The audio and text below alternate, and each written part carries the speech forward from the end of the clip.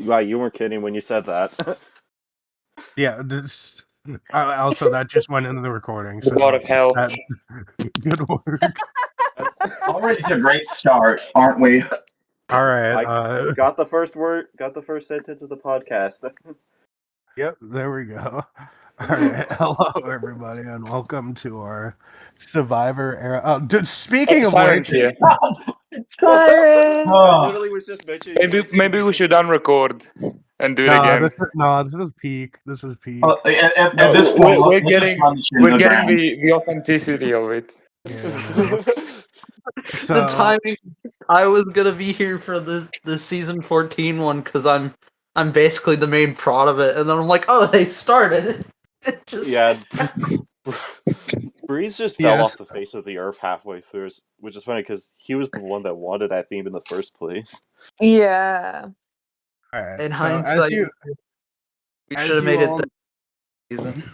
As you all Let's know, put- season 21 of Survivor is done and dusted, which means Era 3 is officially over. We've been through 9 seasons, I think like a year and a half of stuff going on. It's been a big era for us, and so we're going to do a full podcast recap of each season.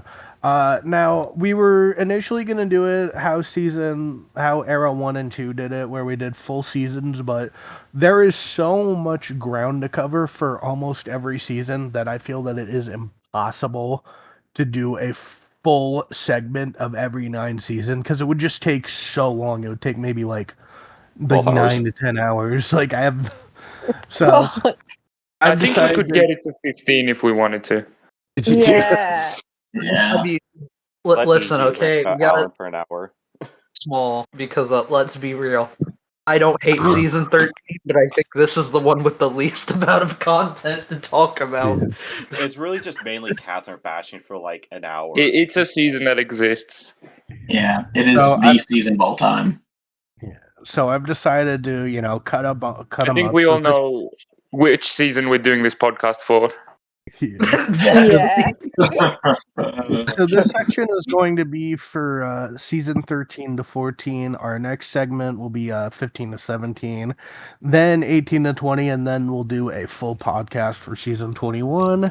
And then finally, we're going to do our top 10 podcast sometime. This probably won't be in chronological order, so, I mean, just keep your eye out whenever something pops up. But, yeah.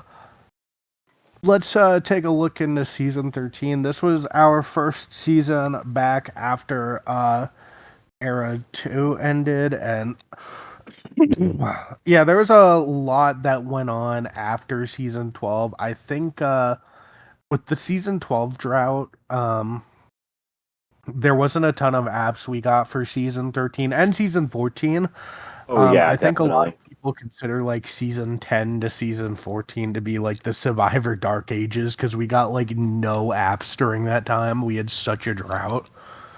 And I mean, I do remember season 14 getting delayed a couple times. Yeah. That was That's not the why. reason I even applied to 13 in the first place. I mean, because you guys were needing apps, and I was just like, I wasn't planning to do it, but fuck it. If they need 1 or 2 extra names, I might as well just do it. The reluctant hero.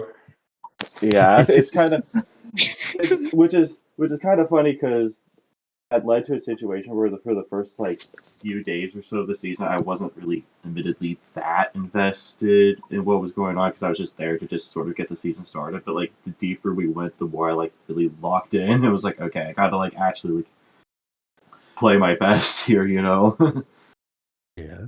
So the big player of this season is joining us on the podcast, Morgan. He got 4th place this season. This is which is technically the closest he's gotten to Final Tribal Council because his other 2 4th places were unanimous vote outs, but he got fire making in this season. Yeah. He almost made it. So we didn't do introductions. Nobody I didn't knows. do introduction. Yeah, never mind. Hold on. Okay, so let's pump the brakes a little bit here. So joining me on this one, we got season 21 player and constant production member Angie.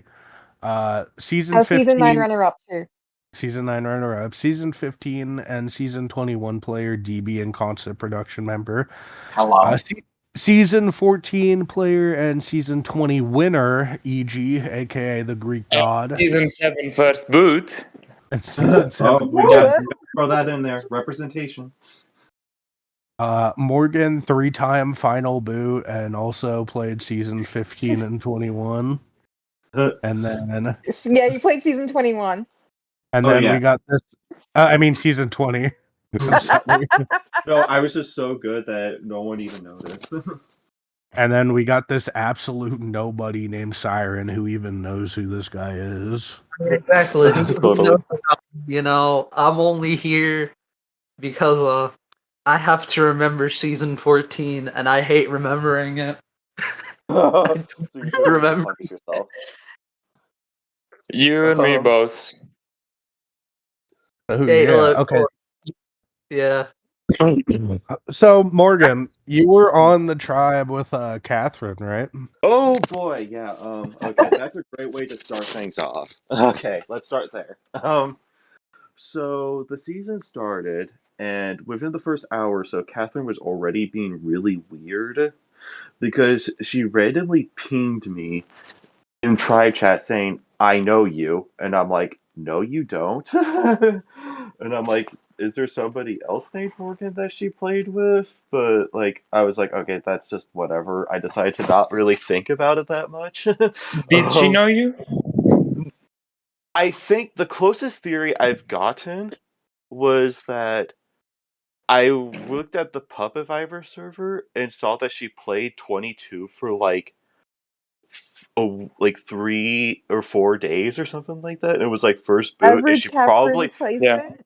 and she probably she probably just saw me like on the sidebar or something with the solo Puppet Viber role and just assumed, oh, that's the only like remotely possible story that I can think of that may remotely explain her randomly pinging me for that, because I've I mean, never. it's still stupid.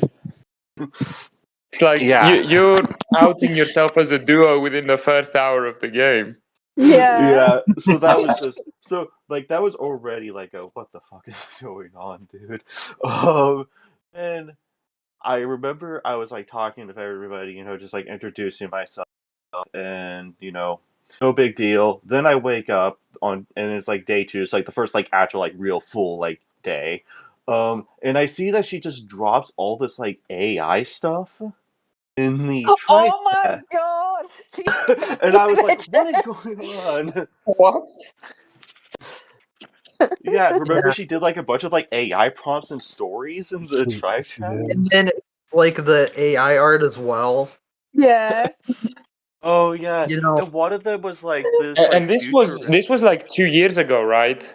yeah, close to Yeah. like So this was before AI took over the world. yeah, this was Yeah. before. This is like mid 2024. Like, this is still when AI is in its like very like just B tier effort. This Oh, reminds me of one of the theories of someone on the cast. I don't remember who it was on the cast. I know it wasn't you, Morgan, but it was someone that was like, I am very certain that Catherine is just the AI bot.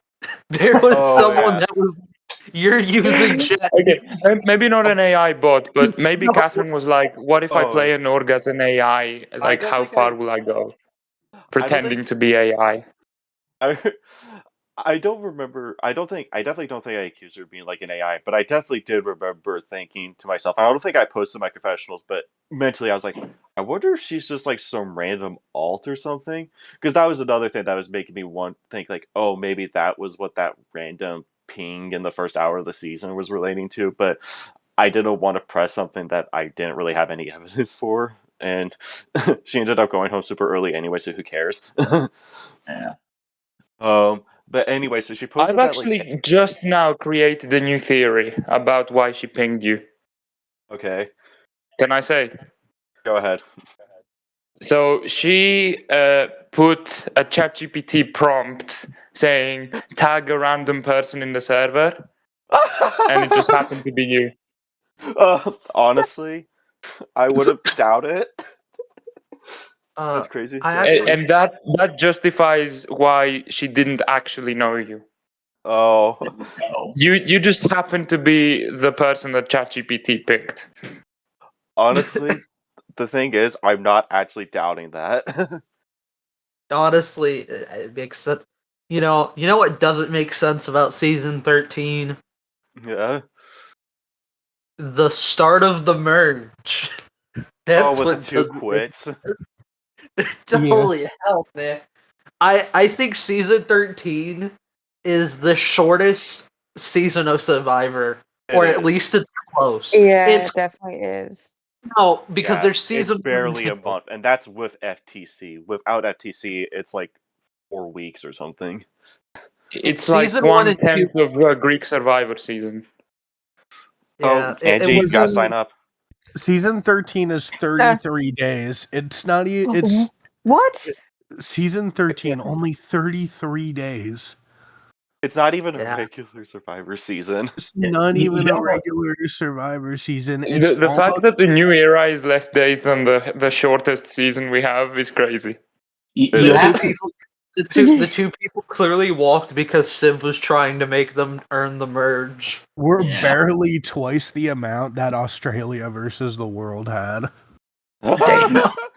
We are. Yeah, You one and a also half appreciate the wins. Don't fact. forget, 1.5 wins. Oh, 1.5 wins. I 1.5 wins. wins. I guess You that have means to- Connor's not only a first boot, but a 0.5 time winner. That's crazy. 0.5. Oh my god, yeah. 0.5. Honestly, Wait, do how long is the longest season? 66 days. Yeah. So it's Fuck exactly that. halfway. It's No, exactly I a just 0.5 want. winner. That actually makes I am sense. so glad I got out of HVV early because I would not do 66 days. Fuck that. yeah, I mean, That's more than this is 2 months. That is crazy. It's Same because I about- I merged in know. 15. I Fuck. remember when Heroes versus Villains was going on, and there was a couple points, like especially like in the middle part of the season, where I was like, "Wait, it's been like a week, and we've only made like one round closer to the end. What is going on here?" No. So yeah, so season 13, like Siren said, we had a couple walks. It's Yako walked and Red walked. So no, Within Yako like didn't 70 walk. hours. Yako didn't walk. I think Yako did walk. I this is what happened. Okay, so Moon, season 12 winner Moon is close friends with Yako. So Moon reached out to Yako on Instagram when Yako was having like an activity. And then Yako was like, "Hey, yeah, I'm having IRL stuff going on. Just tell Civ I'm quitting because I'm just too busy IRL." And Oh so, wow! yeah, that's what Did it ping you on the happens. server or anything? I mean, Yes. the thing about 13 is outside of the walks, the merge is actually good. Yeah, The it merge, like Yeah. on like on a purely objective basis, the final 6 crew of that season The final was 6, peak. dude. That Yeah. was a really good set of players who, regardless of who played the best or the worst or anything like that, could have all had a case to win if they had stuck that landing right at the end. Yeah. I mean, Like I think that was probably the most up in the air final 6 like group out of any season. And admittedly, I think the short season kind of helped with that. But at the same time, I think it was because it was a final 6 where the discrepancy between the players weren't so astronomically big, because most of the time we get near the end, there's one very clear front runner or one person who's clearly playing the worst by a landslide. Yeah. So speaking of which, Morgan, you are like the big centerpiece of season 13 on the podcast. So, I mean, tell us a little bit about your strategy of that season. How did it correlate with your strategies of, season 9 and season 11? So okay, so going into that season, like I said, admittedly the first few days I was just kind of just there because just to get the apps and everything. So like the first like few days or so, I wasn't really in like much more of it. Just like, okay, just at least just stay active enough, and just help out with the challenges as much as you can, and you'll probably be fine. Especially because Catherine existed, so me doing those two things at all automatically would make me better and with the tribe size than Catherine. And around episode 3 or so, like right after we won the second challenge, the tribal where Meredith went, and just fell off the face of the fucking earth. He just vanished. Like no one knows where he went. He just left. So I was another tribal that we essentially just had like as a freebie, I remember as prod, something that was very funny is that if N even just stuck his head up for a second and just said, "Oh hey, I'm still alive," he would have survived over Catherine, even though he got 2 strikes. Yeah. The fact Honestly, that that it's so is immensely true. funny to me. Yeah, like if he had just even said, "Hey, who do I vote for?" he would have survived over Catherine because people were that sick of Catherine. Yeah, so essentially the pre-swap was kind of a freebie, so I didn't really have to. That was the one season where I didn't really have to actually put in that much effort into it, at least for the pre-swap. Going into the swap, when I was put into that like deficit with like only Toast, who was also pretty inactive, truth be told, not compared to like End or whatever, but still. Even like all the other players on like League of Assassins. I was like, okay, now I actually have to lock in, like, what? Oh. And like get to know everybody a bit more. Thankfully, I was like, thankfully I got like put into the swap tribe with like Connor, so that kind of like was able to help me out a bit because I already had that like the pre-established like at least connection with him, which helped me like get out of my shell a little bit more, And Dry was also a pretty chill guy, which was also really nice. Which is kind of ironic how his name is Dry, and yet he was way less dry than a lot of the members of the cast. I'll never not find You've that been funny. called wet. Yeah, and then there was like I will never not find this funny, but that season had 2 players named Red and Redhead, and they were both on the same starting tribe. I think one of them was a Siren alt. Oh, yep, that makes sense. Listen to me. God. If I was on the season 13 cast, honestly, if I was one of the Reds, that would have been funny. But sadly, the redhead joke can only go too far. But that gives me an idea for a season nickname eventually. Oh, I'll but it's just kind name of fun. myself Wait, Red. oh, speaking of that, I just realized. Wait a second. There's, there's a player named Redhead. There's a player named Red, and then there's me, who in real life is.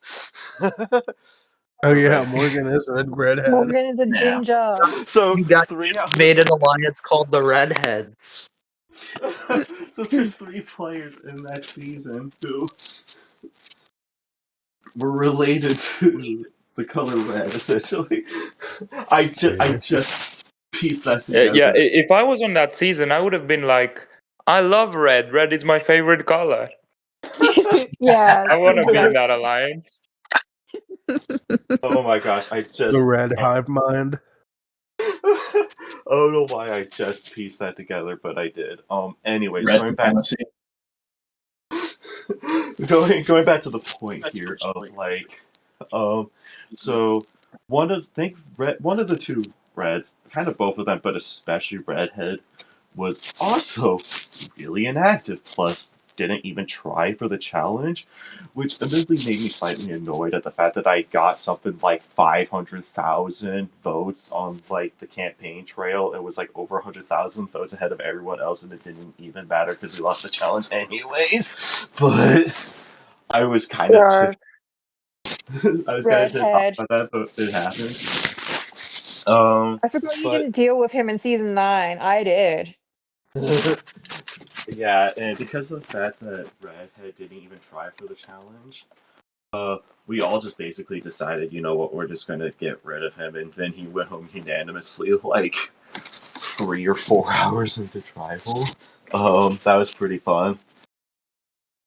Yeah, then the final pre-merge boot of that season was Toasty, who um basically went home because like everyone, like the League of Assassins, kind of obviously had like the majority in that try because it was 3-2 and whatnot, and it came down to a matter of like they kind of were just like, who do we like more between Morgan and Toasty, and all three of them agreed pretty much instantly Morgan. But I kind of feel bad for Toasty that her elimination was just essentially a case of circumstance like that, but I mean, you can't really do anything about the list randomizer and how you end up somewhere. Um, and then so going into the merge, like I I think that might have been, I don't know if it was like for sure my weakest pre-merge, but it was probably kind of there because I didn't really have to put in a ton of effort go into that pre-merge. Because me just being active and not Catherine was just essentially enough for me to just get to the verge. Like the fact that I just simply existed.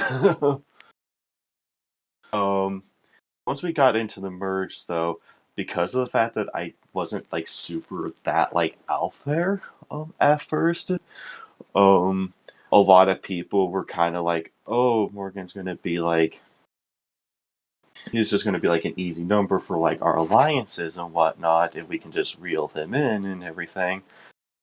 And I kind of had this like inkling in the back of my mind of like, okay, now I actually have to like really like get into like the game and actually like figure out who I want to work with, who I don't want to work with, um, and actually start really like forging those bonds to become like everyone's friend as much as possible.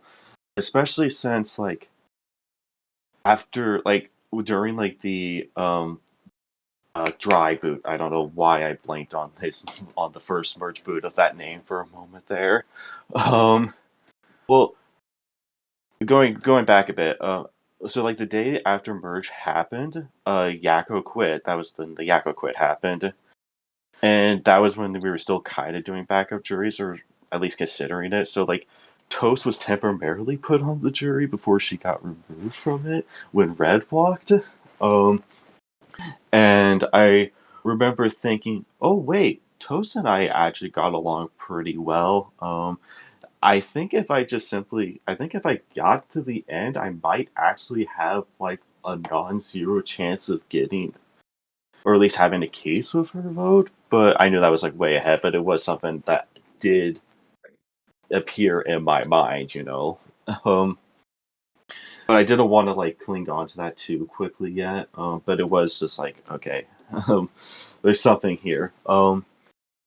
But during the dry vote, as I was saying, going back to that point, was everyone was just basically going fucking bananas at each other. Like Corny was trying to like take out Connor, and Connor was trying to take out like Husky, and then Dry was like trying to play all sides, and then Nick was like trying to get rid of like Dev initially, but then Dev won immunity, so then it was so confusing. Like pretty much everyone was trying to do different things, and I was like, "Whoa, what the fuck is going on here?" So then I was like, I am going to like the first 2 times I played this kind of just happened this way because especially the first time around I was just really tired and was just dealing with a lot of real life stuff and I just wasn't really as active as I should have been in the first place. But like and kind of and but this time around I was actually doing it on purpose. I'm like, I'm just gonna go fly right under that radar. Um just not stir any feathers and just let everyone else sort of just blow up their game in a way and get at each other's throats. And I'm just going to use this time to just, like I said earlier, like build up all those like social bonds and everything. Um, which really like, especially over time, really like locked in that like friendship with like Connor, where we became like besties and whatnot. Then I remember like just slowly just trying to learn about like every other player's like personal life, like say learn about Mick's trip to New York, learn about Dev's college plans after he graduated high school, um, learn about like what types of shows Corny was really getting into, and just like build up that resume so that if I got to the end and whatnot, I could be able to just tell people like, hey, I really took the time to get to know all of you guys on a personal level. Boom, boom, boom, boom, boom. Here's what you guys all told me, and here's how much of it I actually remember off the top of my head, Um, sort of like the Clay Jordan thing when that one like player was asking him like, hey, can you name off 3 things about like me? Um so then Dry went home. I think it was something like I think Connor played his idol, and it didn't even really void off anything. Husky played an idol as well, and it voided off 1 vote. I think Corny had like 1 or 2 votes that actually counted, and then Dry went home with the rest. It was a really weird vote count, that first merge vote. Um, so that was when the red walk happened right afterwards. So like within the first like 48 to 72 hours of the merge, there was 2 quits and 1 actual real vote off, and because of the second quit, that's when Toasty was taken off the jury finally for good. And I think that's like when you guys were finally getting more firm on the idea of like, yeah, no, we're done with backup juries after this season. Yeah. Yeah. Uh, Wasn't Red the one who spearheaded the Dry vote specifically? I think it might have been, now that I think about it. It I was think, red. I Remember think, Which is that? fun. yeah. Which is It was funny like because like Red did all that and then Well, just quit the next day. Well, Yeah. I think something really crazy happened to her. Like, if I'm misremembering, I'm pretty sure like her brother got into the hospital for something. yeah. That's I think it right. was like a Like, it was pop. it was something very like it was a deserved walk. It was Yeah, like I mean, yeah, okay. But it was just the it was timing of that crazy. was like, wow.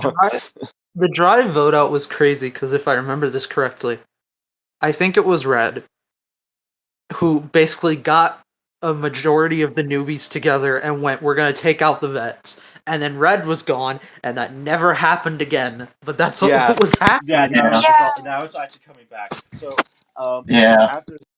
after the dry vote happened and whatnot,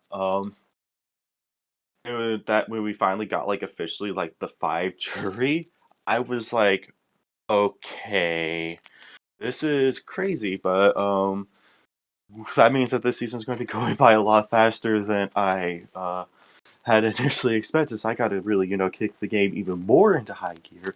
And that's when I really started to like push down even further on like just like getting to know everybody as much as I can. That was like when I was like having to like step up my activity even more. Like I was like, okay, no more like there's no room for error or breathing. I have to like every day be in on this. Um, even if I'm not in the mood to do it today, I have to like do it. Um, then the second merge boot happened, and Malia was kind of just sort of seen as like a floater middle player slash also kind of inactive slash kind of just weird.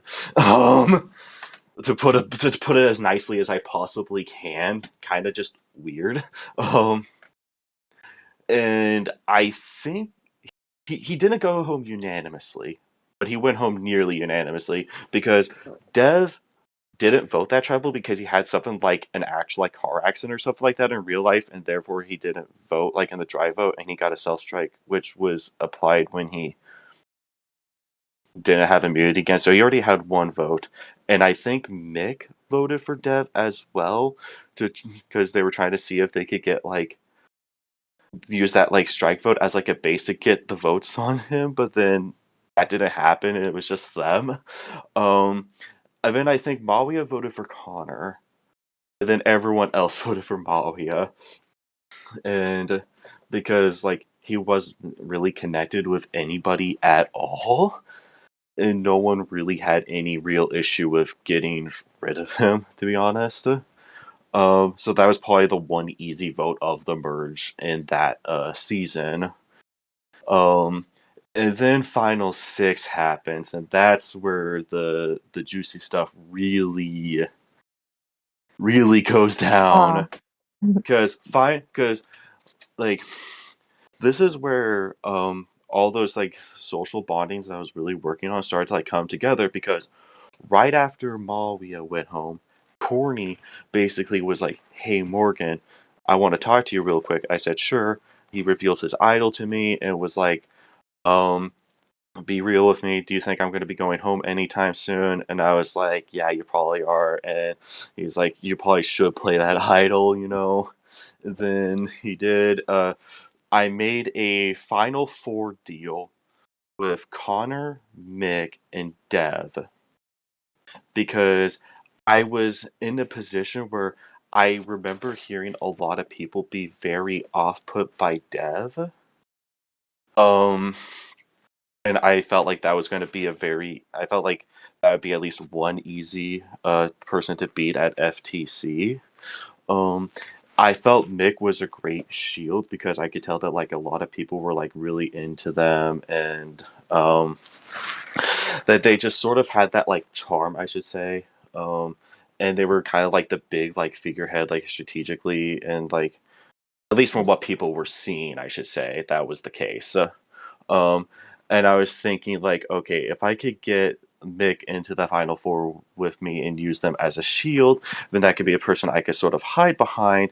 And I already had like a really strong duo with Connor, where we were both basically like coming to each other every single round, talking with each other like about what we were planning on doing. So him being part of that Final Four deal also naturally just made sense.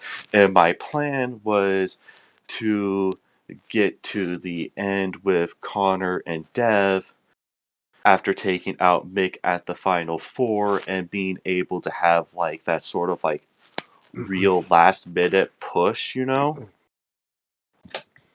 I'm not saying it worked out, but that was the plan. And it almost did work out, but it sadly didn't because of the fire making challenge, but we'll get to that in a little bit. So with that in mind, I was like, okay, now I know my next two targets, those being Husky and Corny.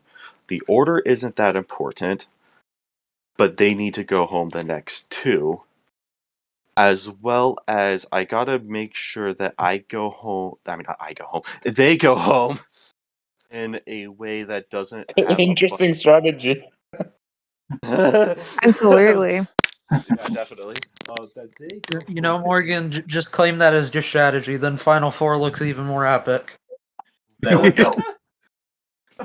All part of the plan. Tyson took over my brain for a week. Good.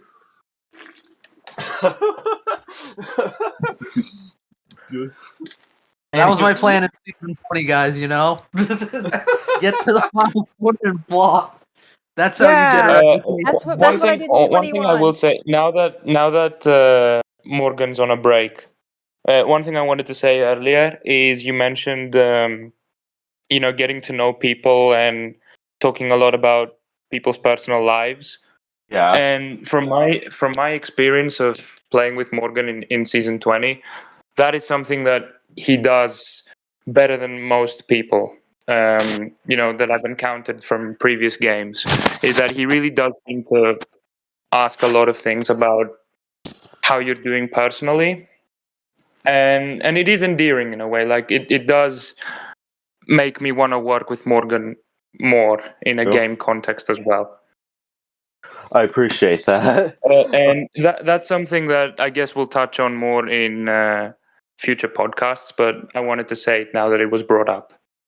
That this wasn't like you could go from this was just like a one-off thing or something I'm making up on the spot now that Civ asked me to like. No, I know it's real. It's real. Okay, thank you for that. Especially since I won't be on that one. Spoilers. I mean, you Anyways, going might. back. No, it's not a spoiler. It's we didn't talk about placements. Yeah. Yeah. So going back to my recap of like the strategy and everything. So I knew what my plan. I knew at least the on paper plan of what my end game was going to be. It was just now actually making it actually real, you know.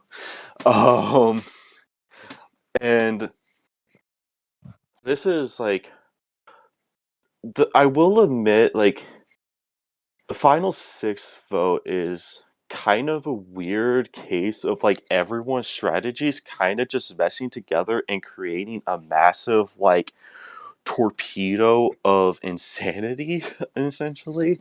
um yeah, so but I was going back to like the idea of like make sure that they go home in a way that didn't put blood on my hands. That way, even if I wasn't super like open about what was going on, I could still be at the end be able to be like, hey, this was what some of the stuff that I was actually doing during that time. And you know, basically just like explain myself or give them a chance, but make them willing to give me a chance to explain myself at least. Um, and Husky was also kind of the first person that was starting to like. Well, I think the Husky vote for me was both a combination of Mick, slash like Connor. Mick and Dev. Yeah, Mick and Dev. Sorry, tricking him a little bit, as well as I think Husky was starting to kind of clock my strategy a little bit, where he was starting to be like, "Oh wait, Morgan's playing this like super good under the radar social game strategy, and this might actually be a bit scary, you know?" So it was a combination of Husky starting to get paranoid about that gameplay strategy, and then Mick and Dev kind of, capitalizing on that a little bit that caused him to vote for me that tribal. So it was kind of like those two things going on at once. The Corny got 3 votes that were voided off by Idol. I was one of those 3 votes initially because I knew that Corny had an Idol, and he explicitly even told me, I'm going to play this vote. I don't really care if you vote for me because, it'll just get voided anyways. And I was just like, okay, he's literally telling me go ahead. I'm not going to go out of my way and vote for somebody else and deliberately do something stupid by doing that. But again, that was before I knew about the vote that I got. That tribal was created the 111. So like in hindsight, I wouldn't have done that, but in the moment, it made sense. Like at the time that I made the decision with what I knew, at the time that it happened, it made sense to me. Is what I'm saying. Then I think Connor and I want to say it was also. I think Connor and Dev were the other 2 corny votes that round. I want to say. Corny voted for Mick, and I can't remember who voted for. Uh, who voted for Husky that round? I can't remember, but this season was a long time ago, so it's a little hard to remember everything. But the point is, it was Husky. Me, and Mick had 1 vote each, and Corny got the 3 voided votes, and Connor, who had immunity that round, Corny, and Dev were the 3 tiebreakers. And fun fact, during the actual like tribal reading part itself, like not during like the actual like tribal where everything was being planned and whatnot, but the actual like reading part, I was asleep for, and I didn't even realize that any of this was going on or had happened until I woke up like an hour after hour or two after Husky had gone home, and I was like, oh whoa, this was crazy. What on earth happened? So like I could have gone home in that revote and not have known for a couple hours until I woke up, essentially. But Husky unanimously went home in the revote. And I mean, he was like talking about it on Ponderosa with like Malia and Drya and everything. He was basically like, Morgan is actually playing a really good game. He's just hiding it from people. But if you, but you, but almost everyone else in the cast would probably agree if they go onto the jury now. And so that was already starting to show that like it was actually working. Because he was able to, kind of like start like making that point with the two jurors so far on Ponderosa. I think he was only really trying to convince Molly because Molly's the only person at that first tribe who wasn't really that big of a fan of me. Because like Dry actually said he did legitimately enjoy talking to me and everything, and that that I would have actually been his second option for his vote at the end after Connor. So it was really just Malia that was kind of the outlier there. Um, but it's Final Five now, and it's me, Corny, Mick, Connor, and Dev. And that's when we did the dating profile challenge. And spoilers, nobody won, so everyone was fair game that round. And this was also the start of the finale because of the two quits. It got pushed to Final Five instead of Final Six. Well, Mao and won competition technically. what? Mao won, so no one got immunity. Yeah. Yeah. So that was where things really got crazy because everyone was like scrambling, and whatnot. And I think this round at Final Five was probably hands down the best handling of the whole idea of getting somebody home but doing it in a way that doesn't make them angry at me that I probably have done in any season of any ORG in my entire career. Because like for whatever you may want to say about like the way I was acting in the confessionals and whatnot, it like the way that I handled Corny and on his way out in his boot episode was actually probably as close to perfect as somebody could actually handle that boot in that episode. Because Corny was essentially saying, I really want to get to the final four. I really just want to break my record, especially since this might be the last time I ever do an ORG, or which completely not hold true even a month later with season 14, but at the time he was very adamant about it.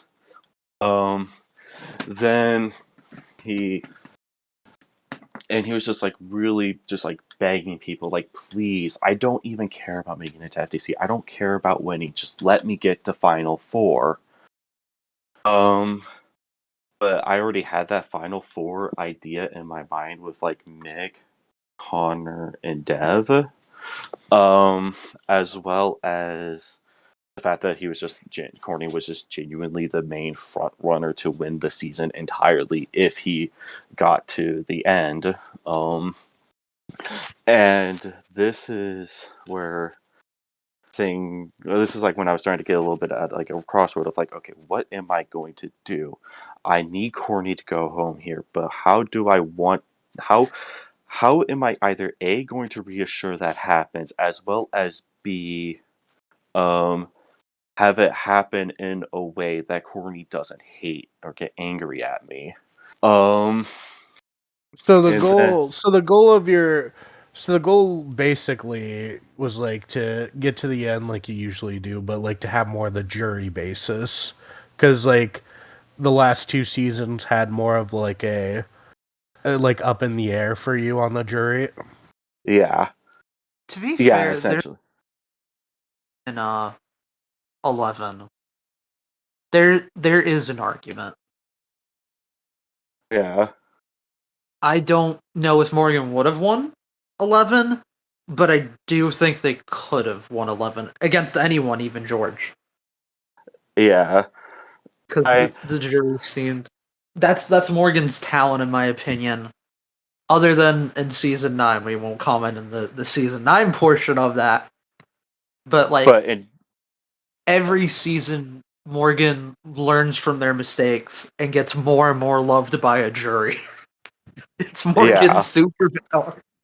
yeah, it really is. Yeah. So as I was saying, like, so this is when I like actually was like going into like Albert Einstein like super duper duper duper locked in mode with like how I was going to make this actually happen, and I basically was telling Corny like, look, I'm going to be 100% straight with you. I'm not even going to pretend to give you bullshit at all on this. I probably will have to vote for you at Final Four because of the fact that you are a great player. You have played this fantastic game. Everyone loves you on this jury, and I will not win against you. That is not an opinion. That is a fact. However, I will honor your wishes of wanting to make it to the Final Four. And I will cast my vote for who I think is the next biggest threat to win. And if you can convince either Connor or Dev to do it as well, then you got your spot. You just need to convince one of them. But so I basically was letting Corny have that opening if he really wanted to, while also making the point of I will vote for you if you lose final immunity because there is no other way. And not even just like giving him that like false sense of hope and everything. And when Corny read that, he was like, you know what, honestly, thank you for being just totally straight about it. You know, that was a real class act of what you just did there, you know? And that really worked out, and I basically just gave Connor and Dev a little bit of a pitch, but I didn't even try with Dev because I knew it just wasn't going to work. I knew Dev was dead set on this whole Courtney thing. And obviously I wasn't going to pitch the idea to Mick if Mick was the person that I was even doing this whole facade of Courtney on in the first place anyways. So I really only actively put in any effort to pitch it to Connor. And Connor was sort of like, I am considering it, but I don't know if it's really going to work out. So, thankfully, I will admit the strategy would have been kind of screwed if Connor did actually go with it and send Mick home that round. But it was potentially a high risk, high reward move, is what I was doing. I was purposely playing a move that, if it worked, would shoot me through the roof on the jury win equity. But if it didn't, then, well, you know, it is what it is. I'm probably going to end up getting final boot anyways, knowing my luck, type of thing. Because at that point, it had just become sort of an inside joke that, oh, he's probably going to get final four anyways. um,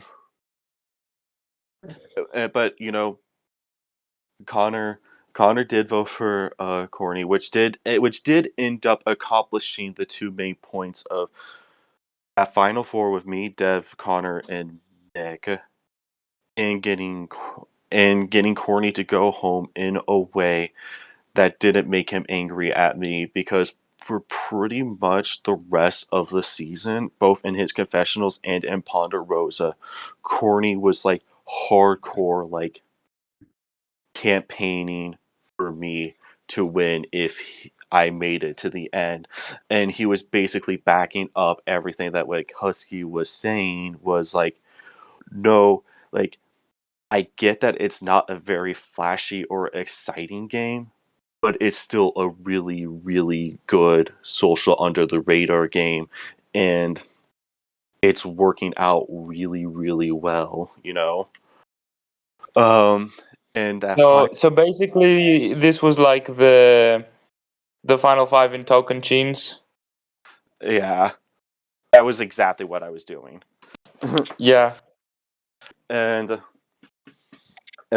then the final four was simultaneously the saddest moment of my Survivor career, but also like a pretty from a cinematic moment, pretty epic in hindsight, admittedly. But like in the moment, it fucking hurt. Because I basically was telling Dev and Connor, hey, look, I really want this final three with us to happen because I knew I was going to. Everyone was going to beat Dev. No, Dev was not beating anybody. The fact that he even got one vote at all blows my fucking mind. Honestly, like Thank you, I don't think very Dev played cool. bad at all. I want to make that clear. I'm just saying it was just not a winning game because he actively pissed off the jury a lot of the time. So me saying that I'm surprised he got a vote at all isn't really a dig at the actual game that he played as much as I'm surprised that even with the jury disliking him as much as they did, he still was able to get a vote at the end. Then and people were starting to become pretty pissed off at Connor over the way that he was playing those last two rounds. So Connor's win equity was sort of like the reverse of mine, where like as the rounds progressed, it was going down and down and down, whereas mine was going up and up and up. Whereas I was just like, all I need to do is just either win final immunity or make sure that Mick loses it, and then if Death and Connor are believing this, like believing what I say, they'll go home, they'll go home 3-1, and then that'll be the end of it. And it was so close to working because the night moves, because I again, as I want to repeat, as I was saying with the Husky vote, if I had known in hindsight that the fire making challenge would have happened, I would have gone home with that. I would have been pushing way more to actually win that challenge outright. But in the moment, with what I knew at the time, with the information that I had, this strategy did make sense, which was I'm not exactly trying to win night moves per se, as much as just actively like get myself into spots that like decreases mixed chances of winning. So it was less of a I need to win it as much as I need Mick to lose it. Um type of strategy that I had in the final immunity, which again, even if in hindsight it wasn't the best strategy, it did work because Mick did lose the final immunity. So the strategy I was trying to shoot for did work. It just apparently wasn't the one that it just apparently wasn't the right strategy at the end of the day, type of thing. And then Connor and I basically both cast our votes for Mick within like the first like 45 minutes of tribal or something like that. Which made me, and then I basically one final time was like sort of like what I did with like Courtney. I basically came to Mick, especially since it was Final Four. There was really no point in lying at that point. Like, why would you? Like, like who cares at that point? Like, you might as well just be straight up about it. But at Final Four, I came to Mick and I was just like, hey, I want you to know, I think you played a out of this park strategic game. You had a lot of influence over each one of these votes, and even if you didn't exactly like run the vote on any of them, you were heavily involved in all of them. And I also think that you were really good in your social aspect of the game, and that people might really like you if you're on the jury. And I feel like from the conversations that we've had with each other, you would be able to really pitch your case as to why you're doing things really well at the end. And because of all of these reasons and a couple more, I will be voting for you at this final four. Basically just like telling them that just straight up and just being truthful but still buttering them up at the same time, which would make it, if they go to the jury, the idea of them wanting to, like advocate for me a little more believable, because they will have that like sentiment of like, oh, they, really hyped me up, but also be able to be like, okay, yeah, he's not like BSing me or something like that. I can tell that he's not like just basically AI generating a list of reasons and just telling me that. And or just like basically just regurgitating the same script of corny, essentially. And so they were just like, you know what? I really appreciate you being straight up with me about it. You were a great competitor this season, and I'm very proud to play with you and to see you, really show yourself after you going home, pretty early on Unknown Survivor 4, because we did play that like a month or two ago, and I was like the second juror or something like that, because Trap made that like big move to get me out. But point is, they didn't really see me actually play all that like much before. And when they actually saw it now, they were able to appreciate it much more than they used to, is what they were saying. And then then Vic basically confirmed, since you already admitted it, I'll just tell it to you too. I am going to vote for you as well. And we both basically had this understanding of like, we're doing this not as it's nothing personal. It's a vote out of respect because we both know that we would be the biggest threat to each other's games, or at least we feel like that would be the case. Um, and then Dev, I love you, but you had to break my heart by Yep. saying, "Oh yeah, by the way, I'm sending you to fire," and I'm like, "No!" Oh. And I forget that I think that was the third fire making we've had that far. Yeah, third. because I think it was Trap and Kamikaze and then Topnap. Yeah. Oh wait, no, it was four. It was this is the fourth because it was Topnap and Noisy, then Lily and Lion, I and completely forgot then about that one. Trap and Kamikaze, and then you and Nick. Yeah. It's insane how, at least in my opinion, that jury is weird. The season 13 jury is weird, and I can't predict who would have won. I'm fairly convinced if Morgan won the fire making, they win that season. So Yeah. Dev, the craziest player of Civivor Era 3 strikes again. And I think Dev earns that title, I'm gonna be real. Dev scares me. If Dev showed up in season 21, I would have been like, "What the fuck, Civ? No!" Yeah. I'm gonna. And Which does bring me to my next question and kind of the closer for season 13. So you obviously did lose the fire making challenge, and I think I know who you voted for, but do you want to do a little recap on who you voted for and why to win? so I voted for Connor to win at the end. The reason why I did so was the duo that we had, as well as kind of point of that entire season.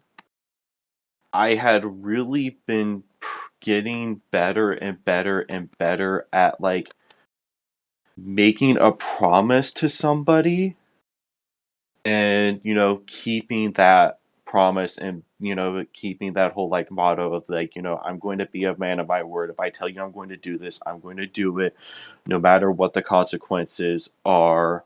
And that was a huge part of that gameplay that people respected that season.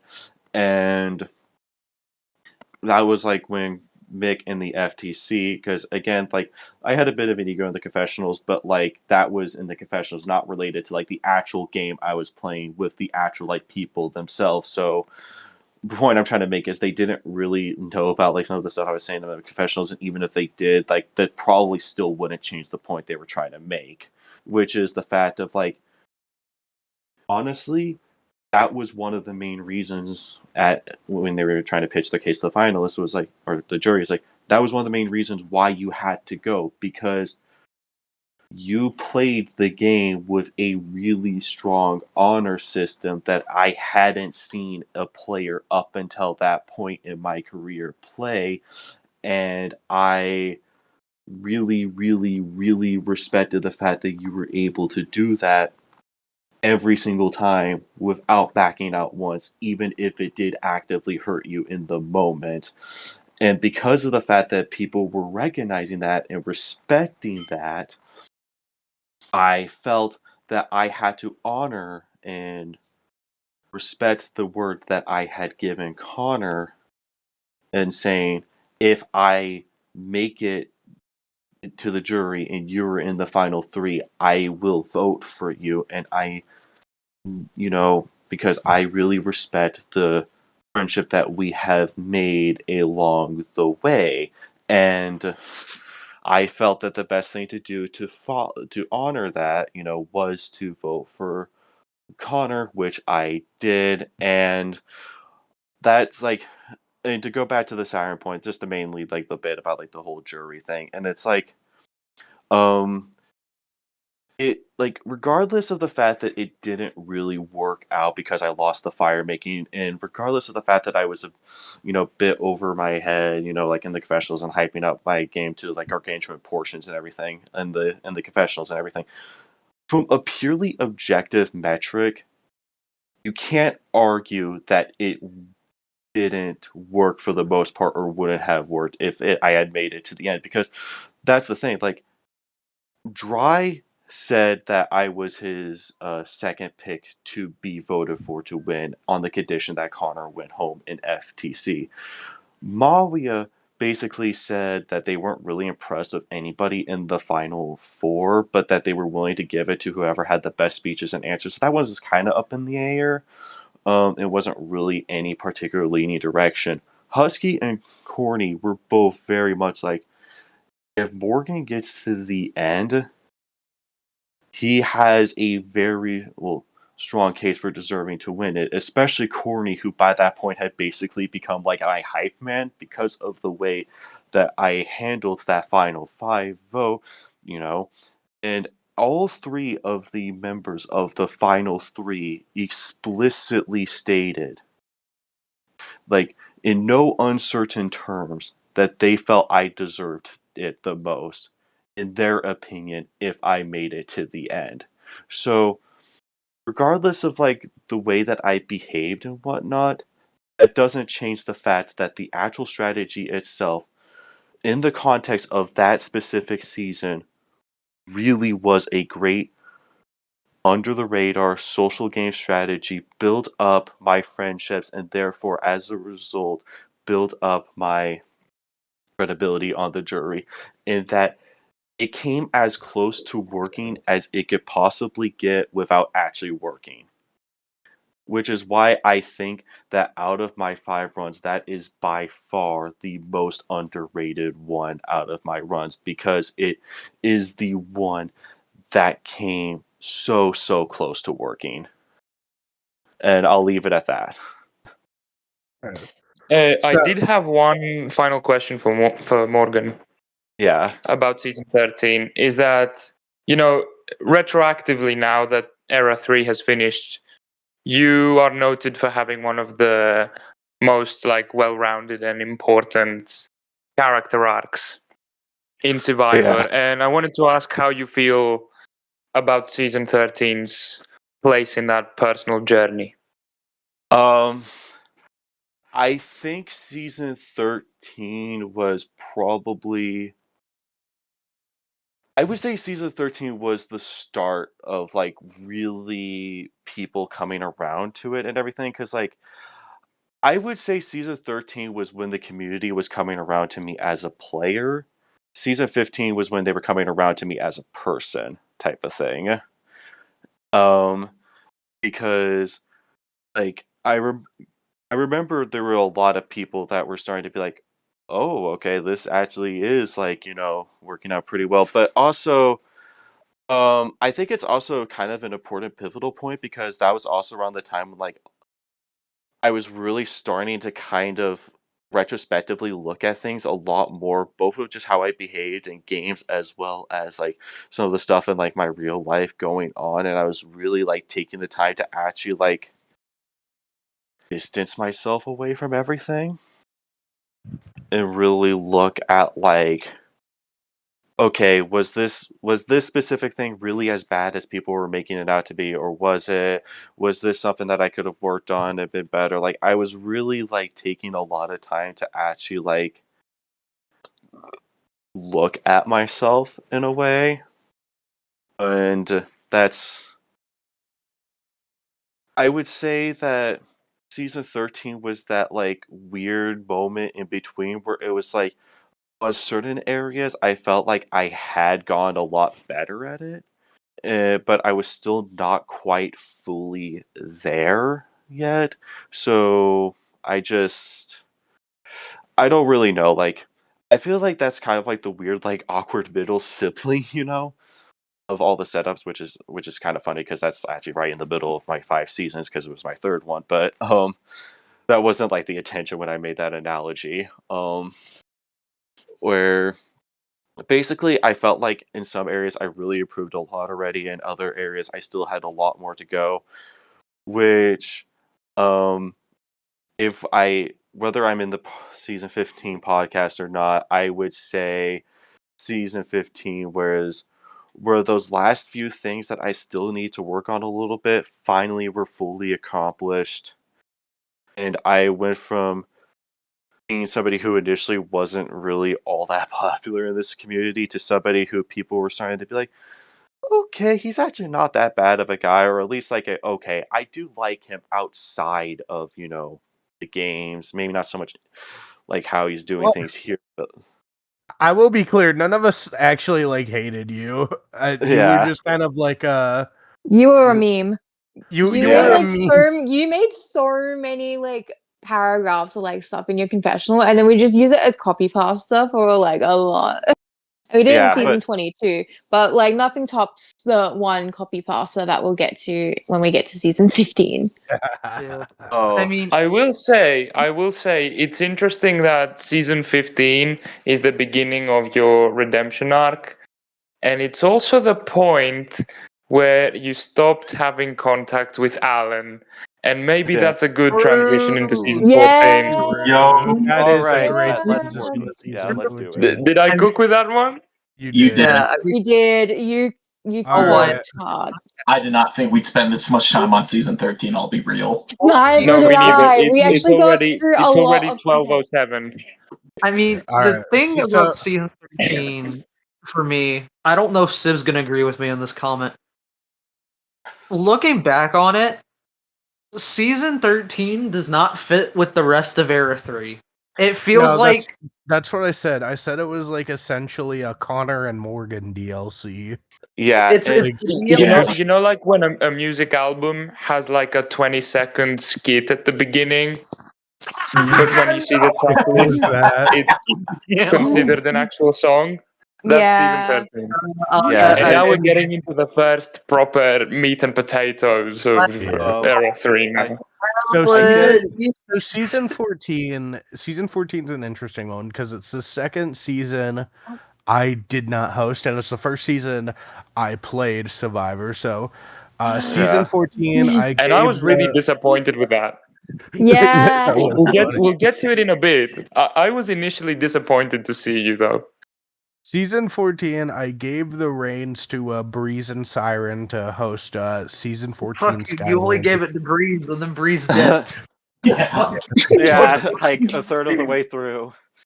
Yeah, Oh, so Wait, it was- which day was that? When did Breeze actually leave? I don't even remember. I guess I get to talk about this. Was it before or after the fantasy stuff? Uh, it was right after the fantasy stuff. Breeze was still there. I don't want to like insult. Yeah. So why the fuck? Yeah. Okay, if it was after the fantasy stuff, why the fuck did you accept running the rest of the season? because Breeze Well, it's- did run Final Immunity Challenge. I do It remember wasn't. Came back just for final immunity. Reese was ran less a lot of of- rewards. I would leave too in your spot. It was less of me running the season and more of and Angie and DB. I think you guys are both prod. You can confirm this. So much shit was happening in the season and out of the season. I basically became the fucking PR guy for a season. Yeah. Deal with so much shit. I was like, Civ, get eliminated already. You need to fucking help me. I'm drowning. Yeah, you should have been gone in the pre-jury, mate. I was like, please leave. Yeah. It's just this is the best way to describe 14. It And the is fucking guy stayed until the end. it is a Yeah. good season entertainment wise, but running it as a production, I think that it is the number one most painful season I will ever have to be production on in Survivor. Even worse than I think 17. I'm on the same Yeah. boat. No, even 17 is better.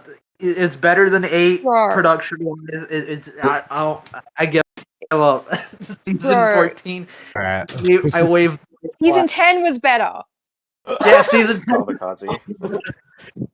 So I think a good way of going about this is I'll let EG take his first go, talk a bit about his pre-merge experience, not including Patrol swap. tribe. Yeah, We'll- yeah. we'll- Since we'll, we're on we'll- separate tribes, I think we can split this quite well, yeah. and then Tell us once a we little get to bit the about swap, we'll yeah, have a tell us- nice back and forth. yeah. Tell us a little bit about We'll what get our your duo back. yeah. Tell us a little bit about like what your debut strategy was, how your pre-merge was. Yeah, so for people who don't watch the seasons and only watch the podcasts, for some reason, they might be like, Or that one why Ray is didn't the make the season group finals by why is the himself. season 7 first boot on this podcast? Why is he so important? And okay, so I applied to season 7 and I had a lot of IRL stuff going on at the time. I shouldn't have applied. And I ended up quitting around day 2 of that season. Epic. So I was the first dude technically.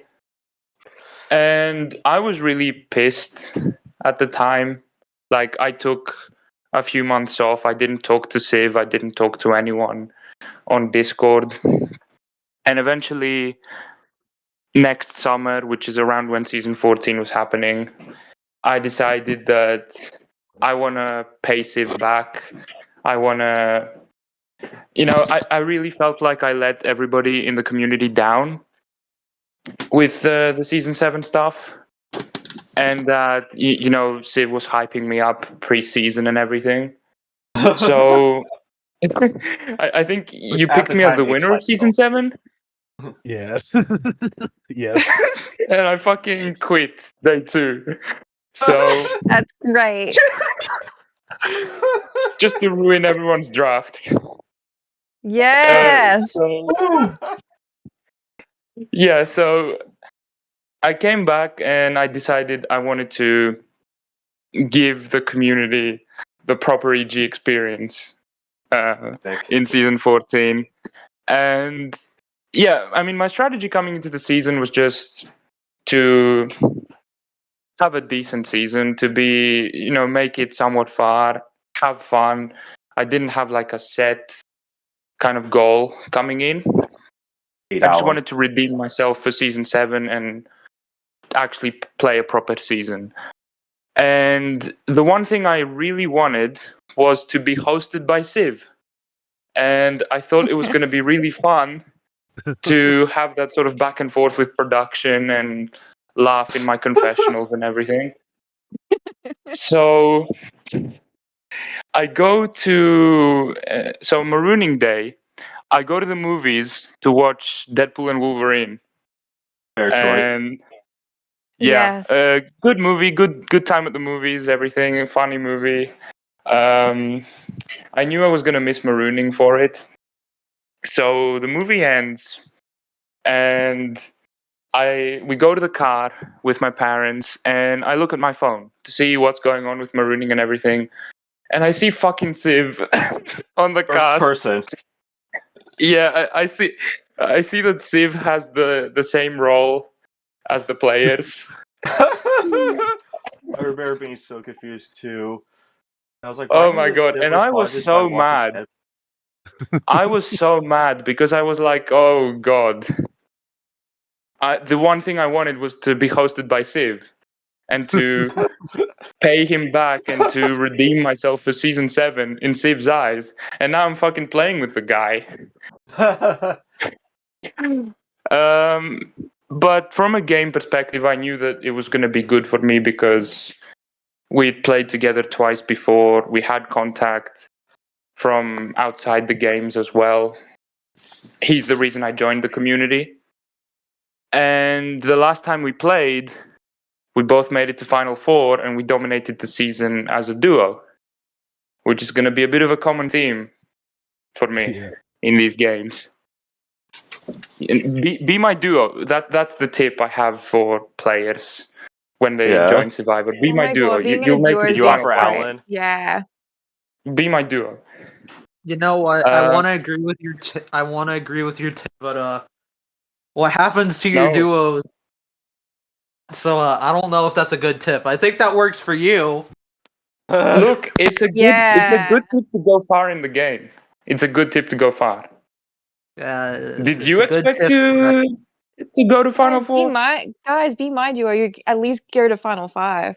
Yeah. Yeah, I mean, This is gonna be my you're response. getting a good game out of it, and you're gonna have a lot of fun. You know what? I had fun, all right. I can't wait for that podcast. I had fun. I have a lot. No, you had fun, but maybe you got a bit frustrated as well at certain points. Maybe, I don't know. Yeah. We'll leave it yeah. for that podcast. Yep. Well, we talk about Crazy G in the next podcast. Crazy G. I love that nickname. Crazy G. Anyway, so as soon as I see Civ, my strategy is I'm gonna run to Civ the first chance I get. We have experience of running the game. We're gonna do it again, right? But I don't end up with Civ on the original tribe. I end up with people like Franger, people like Corny, some decent people, and then that one guy. The man who should not be named. He's the Voldemort of Yeah, this. one guy. we will name that person, all right? We'll name drop him soon. Yeah. Yeah. Of Survivor history, obviously. I did recognize Martel on the original tribe. I played with Martel in the past, and I voted him off at the first tribal. So I was actually open to giving Martel a chance, but then he was just not very active socially in the beginning. OG tribe wasn't all that interesting, honestly.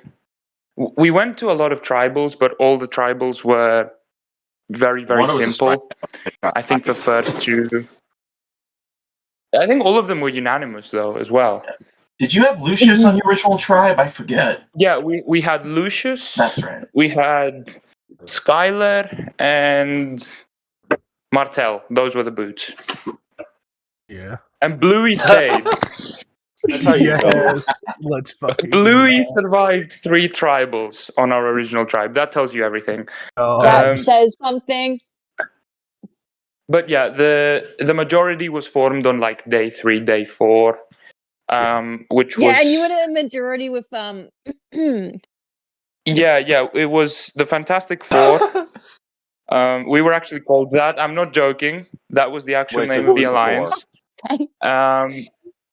Yeah, it was me, Alan, Nick Franger, and Courtney. That was the definitely did not Fantastic age well Four. at all. But we'll get to that. That was a brilliant alliance. It was. that was my favorite alliance. It was the Snapchat. It was the Snapchat lovebird plus me and Courtney. We'll get to that in a bit. Yeah. Yeah, so I'd say the most interesting thing that happened on the OG tribe was the puzzle debate, which was the first sort of situation where I probably annoyed Siren a little bit. Did I? You know what? I'm not gonna say anyone annoyed that round except for Alan. Is that the one he tried to Ah. throw? Really? Because I was the one that had the idea about the loophole with the puzzle submissions. You had the idea, and that wasn't an issue. The issue was that Alan. I still think you should have allowed it, by the way. This is what I will 100% say. If you Okay, didn't. so for people who don't have context, sorry. It's con- For people who don't have context, we had a challenge. I think it was jigsaw puzzle, simple jigsaw puzzle, and I think the original ruling was that for every single person that could not solve it, it would be times 1.5 the quickest submission, the Oh, slowest boy. submission. Oh, the So abstain rule. It wasn't Martel yeah, the lowest. so an idea I had, because on Tribe Chat, yeah, one times 1.5 the lowest submission.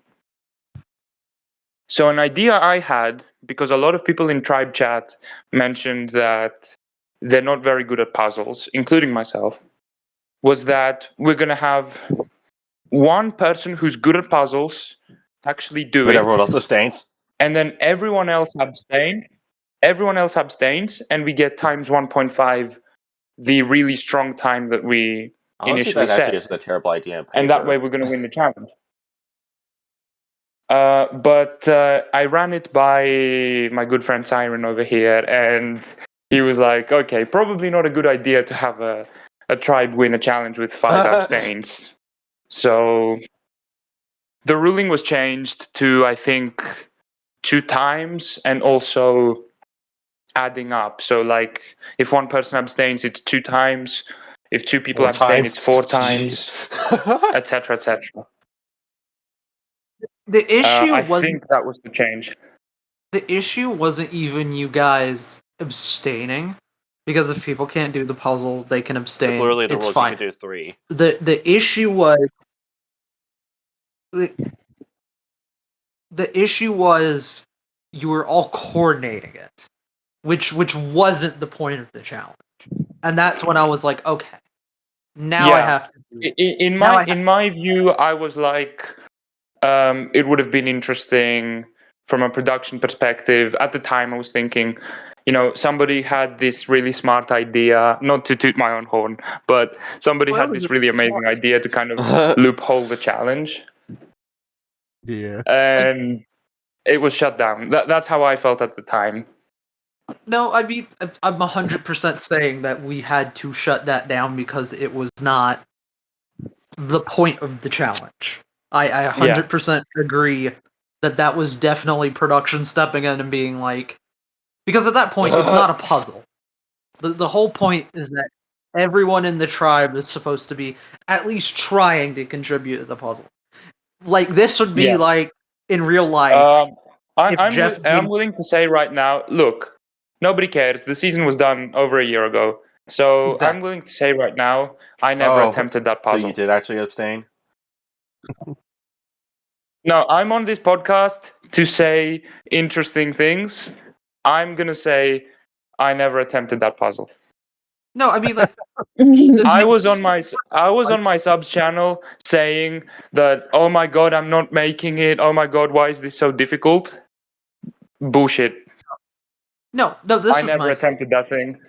I had no issue if you guys actually went, I'm not going to attempt this, I'm going to abstain, and, because I think my score will be too weak. It became an issue when you all started coordinating it. That was the issue. The issue wasn't actually doing it, it was you were going to widespread do it by communicating. That's... And Yeah. the thing is, Sorry. what bothered me about that instance, it wasn't you guys being smart. Alan... Yeah, that was what I was going to say. Alan actually took my idea and Yeah. ran away with it like it was a real thing, and actually blamed Martel for submitting the puzzle. Yeah, And no, that is the reason why Martel ended up being the boot. Martel was absolutely robbed. in Wasn't he season also dry 14. as hell? I can say this as a He was dry as hell, but I was actually kind of thinking about moving away from the Fantastic Four that round because I I'm was gonna be. already annoyed. I remember I was that. already over annoyed at him. Alan by that I, point. I This was way before the fantasy stuff, way before the metagaming stuff.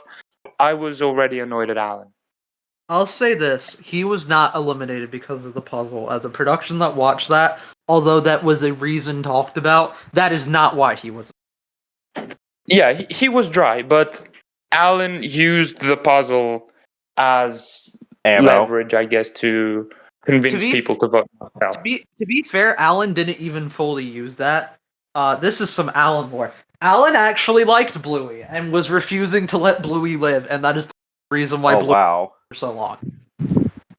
Look, at least to me, I don't know what he did to other players. At least to me, he was using the puzzle as the reason to vote Martel off. Look, Alan is.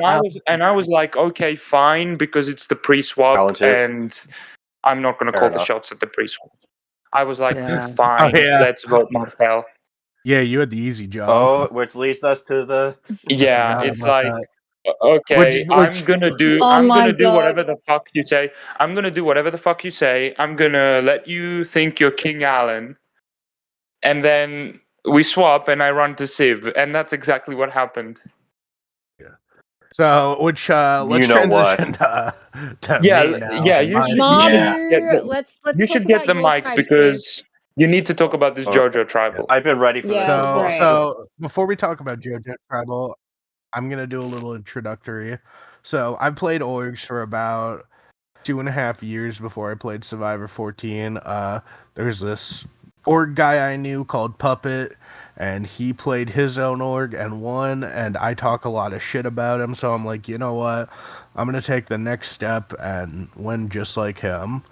And so that was that wasn't the full reason I applied, That might have obviously, been a little but bit. I kind of just wanted to have I kind of just want to have a good fun. I do want to ask you something. Had you already applied when I told you I'm applying? Yeah, I was probably the first. You were applicant. already on it. I was the first. What was your reaction? What was your reaction when I applied, I was knowing you were gonna play?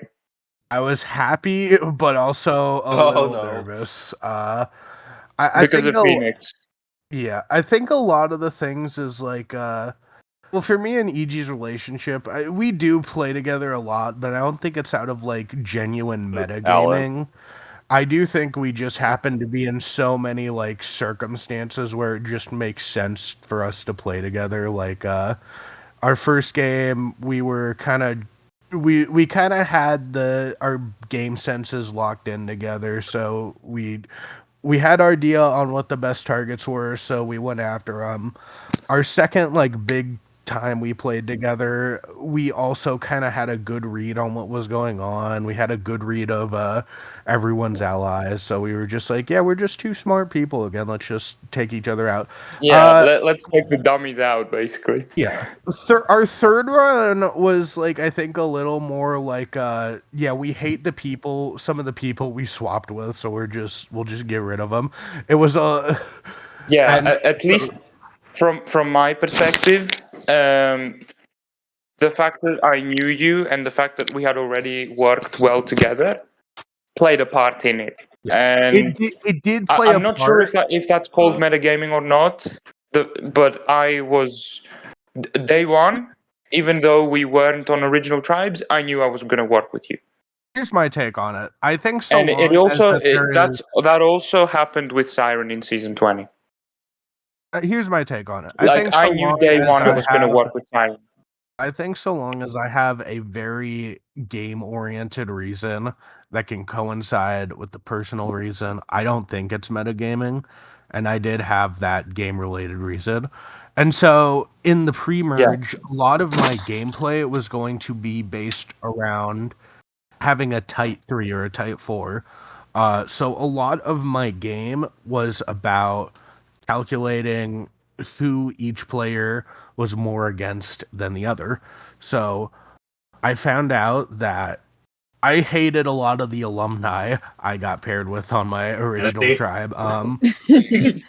Aside aside from Josh, I didn't care for Shane. I didn't care for Fantasy. Brago was alright. I could take him or leave him. But the moral was just go with the newbies. So I had a 4-person alliance with Jojo, Derek, and Josh. And then I also had a backup 3 with me, Jojo, and No Zoe. fantasy. And Josh was also working. Yeah.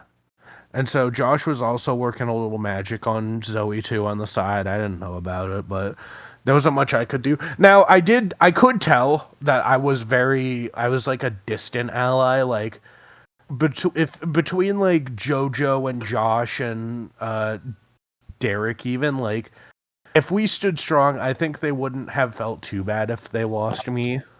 And I was okay with that for now. And so we had three immunity wins. On our third win, we do have to talk about this because it is somewhat important. There's a twist in the game, and I do like this twist. It's a currency-based twist, and you have to play I against completely the Civ forgot about that, tokens. to be honest. the Civ tokens. Civ tokens.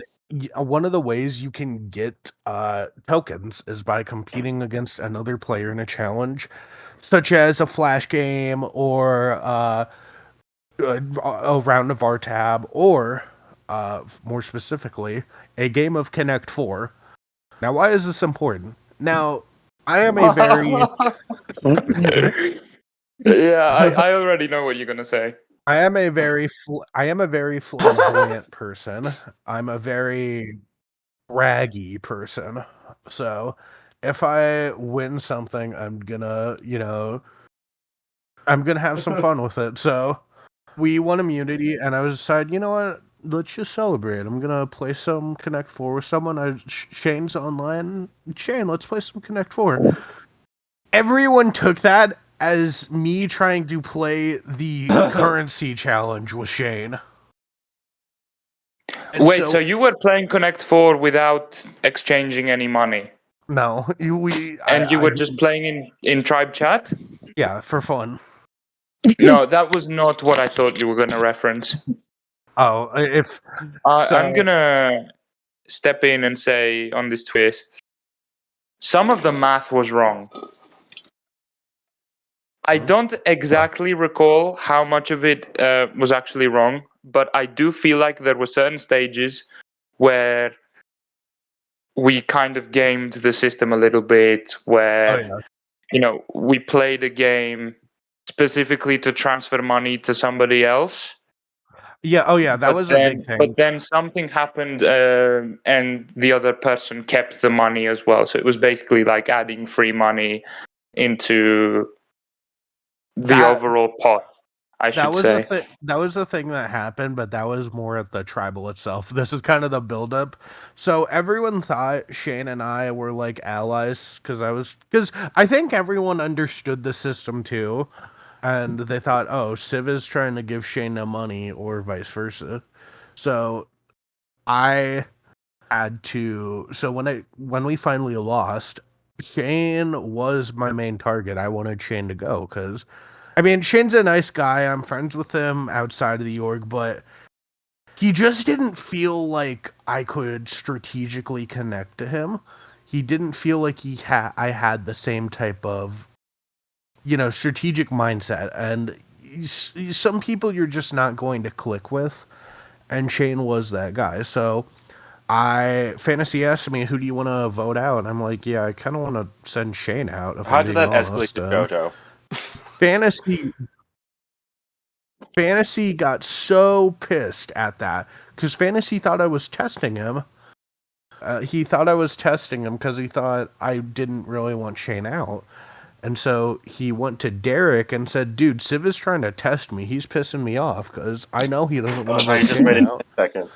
And so now Fantasy... How do you feel, Siren, how do you feel about losing to this person in an FTC in Season 5? You just had to mention it. It's not an unpopular vote there. Siren, You know what what? talking about? I'm gonna say this right here and right now, okay? I have no qualms with fantasy. I think that fantasy is actually a good org player when they put their head to it. Like season 8 fantasy and season 12 fantasy, other than of course how they acted, is a good player except for socially. Fantasy is a horrible social player, as you can see in all the seasons they've been in. But you know Yeah. what? At the end of the day, at least I can say to myself, I didn't lose to Strawberry. Now that This is That's Strawberry, like the true. second true. lowest voted finalist Yes. ever. it was Strawberry. Yeah. Yeah, he was. So I think we go deeper. Fantasy. So Derek tells Josh what happened, and Josh goes to tells me what happened, and I get pissed because I'm like, why is Fantasy just coming up with this idea? And so I go to Derek and say, yeah, I kind of want Fantasy out now. He pissed me off. And now Derek and Fantasy are this close That happened. duo. So I just told. So Derek was my number one for a bit, and then Derek, I guess, had Fantasy as his number one, and so he just told Fantasy what I was planning on doing, and so Derek is now fully like weary of me. Derek is kind of just straying away from me, and I can tell he's doing this. So I kind of come up with the plan that it's like, okay, wait. I have Josh, I have JoJo. If I can just screw around with the system a little bit, I can maybe make it so Froggo and Shane vote for Fantasy, and then me, JoJo, and Josh grab Zoe. We vote out Fantasy 4-2-2. Bingo bango. We don't have to And then we deal can with move it. on. What? And we can move on. Easy Now, vote. Aged like milk. So No, aged like the cheese from So Ireland when I we wake kid. up. Go to bed feeling so good, so good. I come up with a plan. It felt so great. Wake up the next morning, it is gone How to long were you hell. asleep? Josh and Derek are at each other's throats, and there is no coming back from the hellfire that comes with it. I don't know the exact context of what Josh did or what Derek did, but they are Steve now felt at like a each other. European org player for one tribal. And so Went now to I bed and realize everything went to shit. And so now I realize Derek is 100% knowing that he's on the block now. And now I do not have the latency of being able to, maybe pin a decoy fantasy Shane's vote. completely dropped at this point. So I have to. Yeah, Shane's completely dropped. I have to basically convince Shane and Froggo to, vote with us so we don't go to Rocks. And I'm like, this cannot go to Rocks. And Josh and JoJo are like, yeah, we both agree. We grab Zoe. We have 4. So it's Derek and Fantasy versus me, Josh, JoJo, and Zoe. Now, a couple things you should know about this. Derek has a extra vote advantage.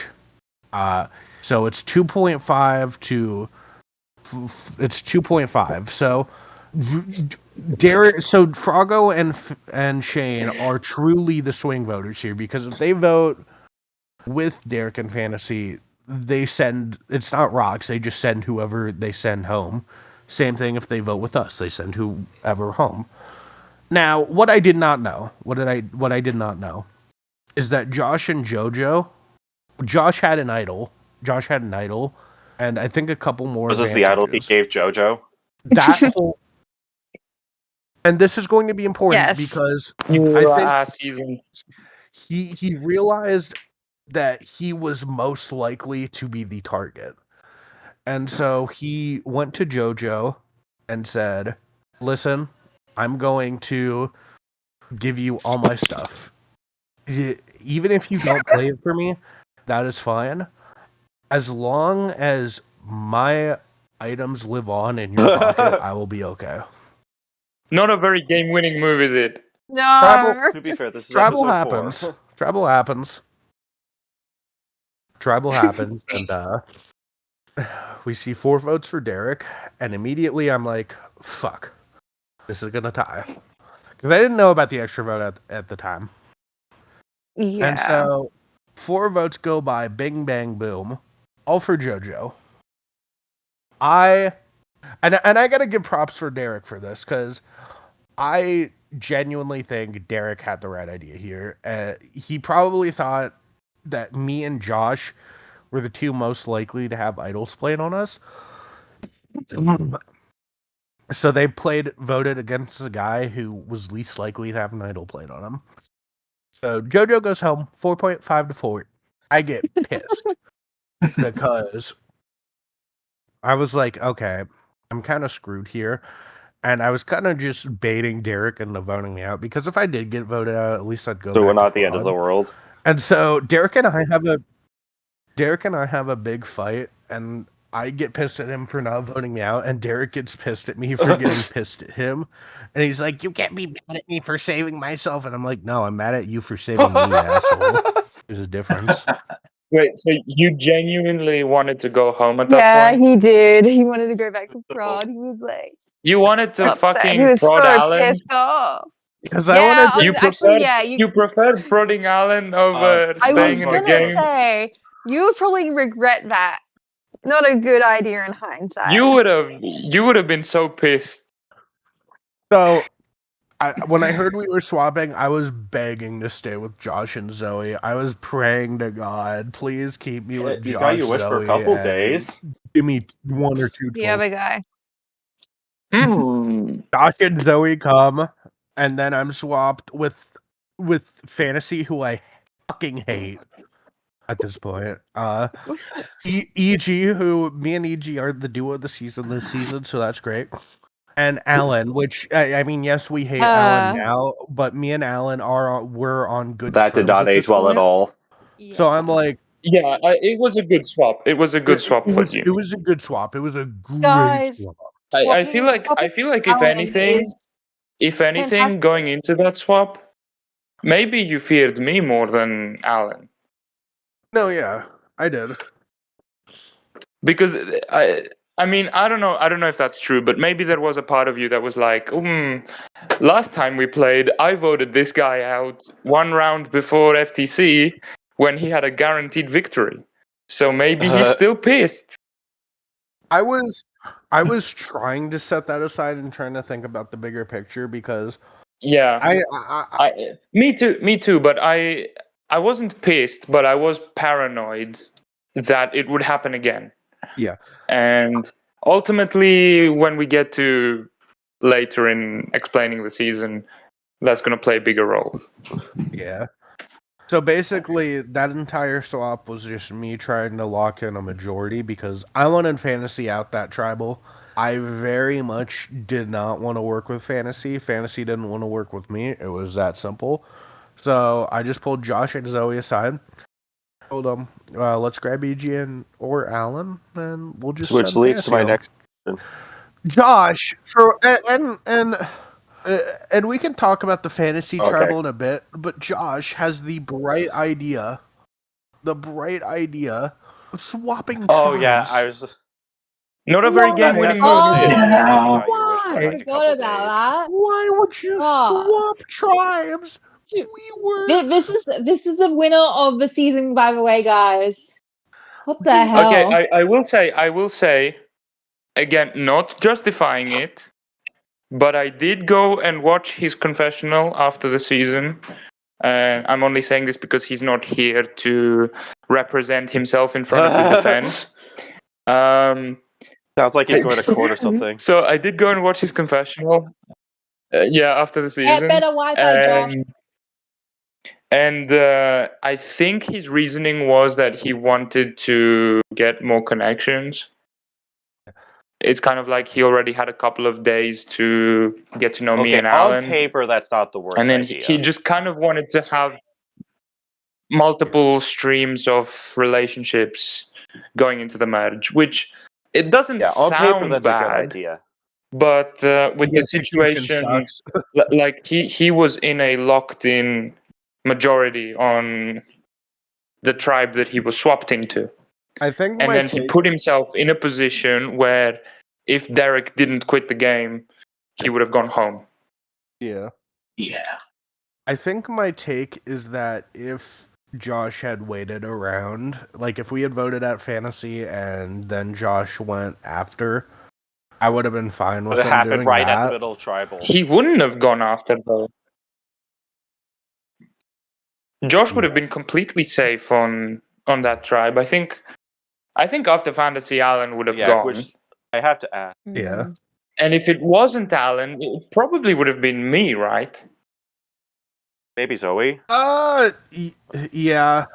I don't think I couldn't convince Josh and Zoe to vote each other, even if I was like, and I Yeah, don't think and I they would wouldn't at have that voted point you, because and me and I wouldn't have convinced. I would have never gone against you. I would have always gone for Alan, that tribal, or I would have gone for Josh or Zoe. yeah, So since and Josh and Zoe are not voting each other, and I'm not coming after you, it's gonna come down to me or Alan if we go to another tribe. and then Josh leaves and we have Which leads me to ask, tribal. what was your reaction to Josh versus not Josh, Alan versus Fantasy in that chat?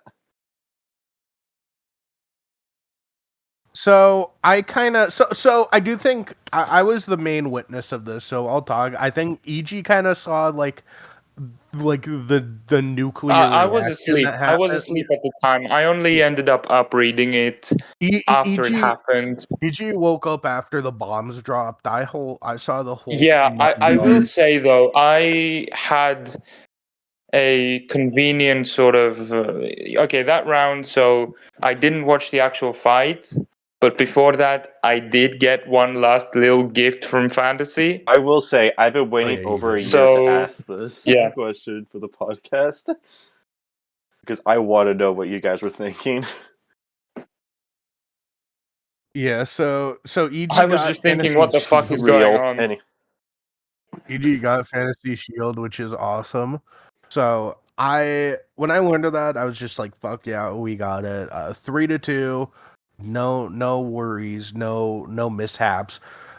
Just go on my Xbox, start playing some Fallout 3.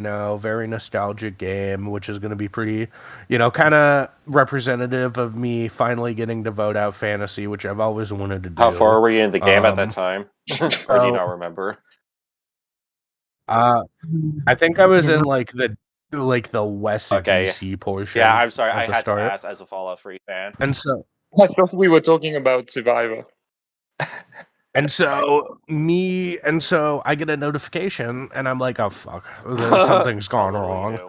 And really it's Fantasy coming to me asking if we want to set aside our differences and vote for Alan.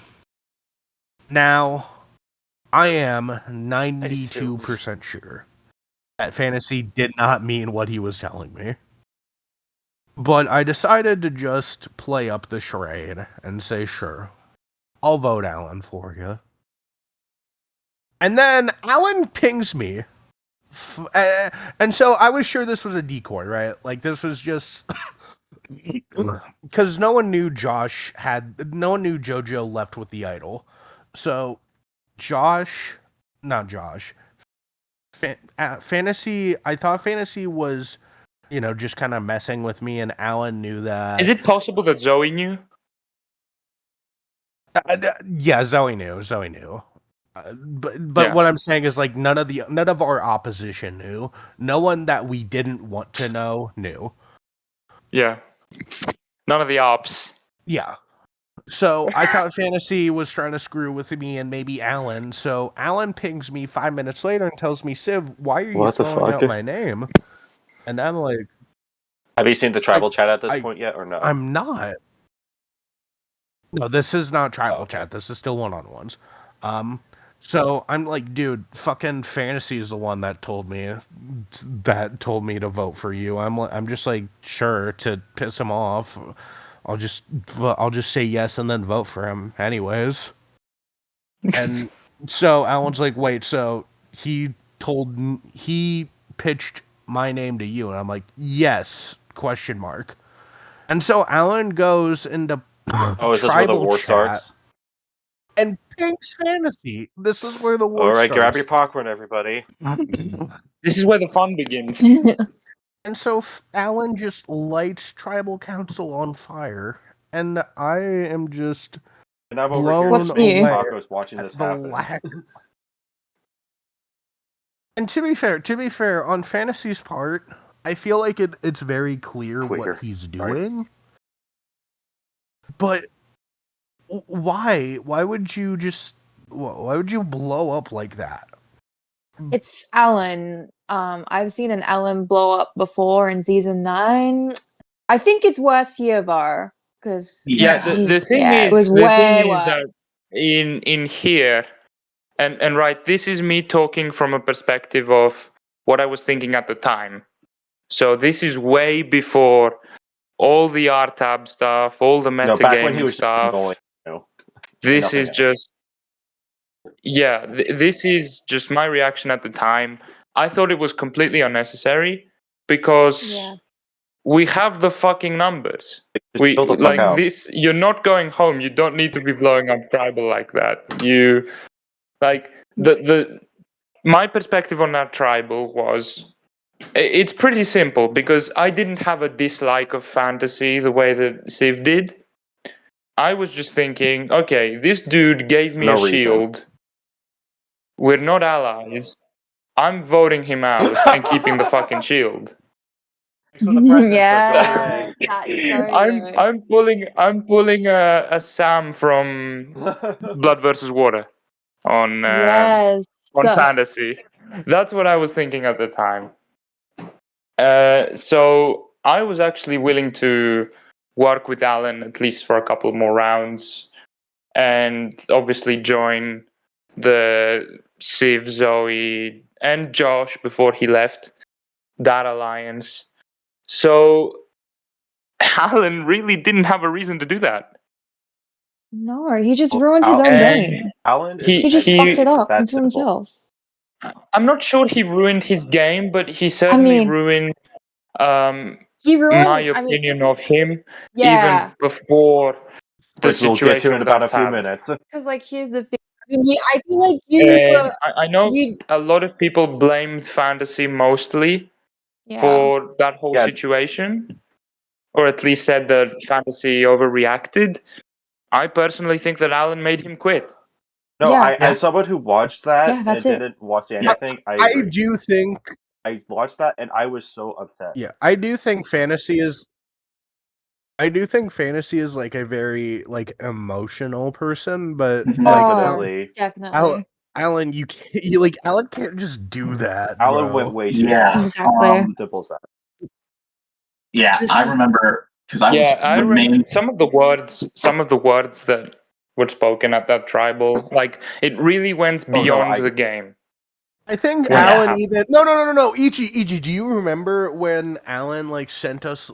I don't know if he sent you this, but he sent me like an unlisted YouTube video that was like a 10-minute Oh, yeah, I voting think he also put that the in fucking his- video he put that in confessional. his confessional, Yes, I think, too. yes, fuck. I actually remember Yes. watching Oh my that. god. What is this? Was it? I've never Wait, heard was of it a it. Survivor? Was it a Survivor confessional? Yeah, that I watched that. Yeah, Too. it was just a. Oh yeah. He sent us a confessional from the season that we were currently on, Completely unrelated. Mhm. But That's he's like, crazy. That's which even is fucking crazier than the metagaming. spreadsheet shit. That's crazier than the spreadsheet shit. Yeah, It's crazier than the spreadsheets. It's crazier than fucking. I mean, it's not even top 5 crazy Alan things from the season, but like, imagine, like, okay, kind of spoilers for season 20. Imagine if I had forwarded my drunk EG confessionals to some of the players. well, complete aside, Alan looks like he's like 15 Nah, that's or not something. legal. He does not look like he's safe at all. I He had to say that does. at least once. I'm not going to talk about appearances. I'm not going to talk about, like how Kinda Alan looks looks like a and stuff ferret.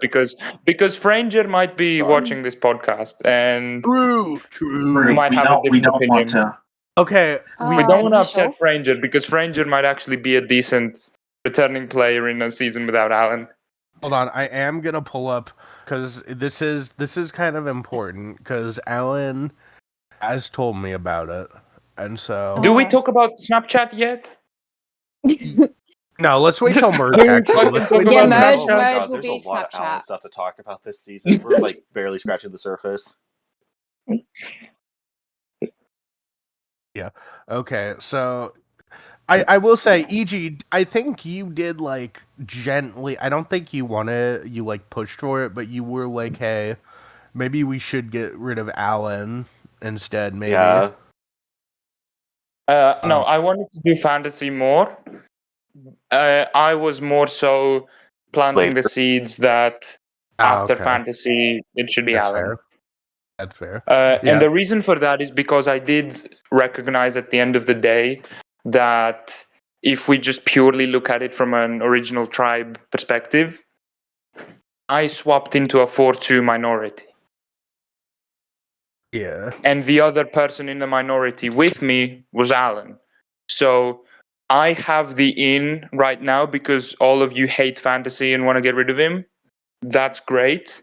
I can get cracks for one round. After that, I know that you, Zoe, like you'd rather stay tight. So Yeah. I got to protect myself in that event. Zoe was probably my number one up until Final 8. I think that's when we finally like turned off from And then number Josh became your one. number one, or EG. And Yeah. and then EG was my number one. And All then at Final 4 and Final 3, you were your own number You were one. just, I just need to make it to the end. Yeah. Speaking of numbers, how about our tab, guys? Birthday boys. All right. Who wants to start? Woo! All Okay. right. Huh? Um, I'll actually let Siren take the mic on this one. I think that's the best time for Siren to step in. Yeah. All right. Did you enjoy your break? Because You know, he's guys- been awfully quiet. He's been awfully quiet. As we get to talk about this R-Type segment, we should also talk about our birthdays. Because October 29th. it was definitely a good when people in season Oh wait, are 13 we I are we don't know. sharing I our just wanted to do it birthdays? for the fun. Oh. No, this is just Bailey joke. Okay. Something to do with 24, maybe. Yeah, Yeah. I'm gonna be 100% real. This will always be my statement. I honestly sort of regret not kicking Alan out here.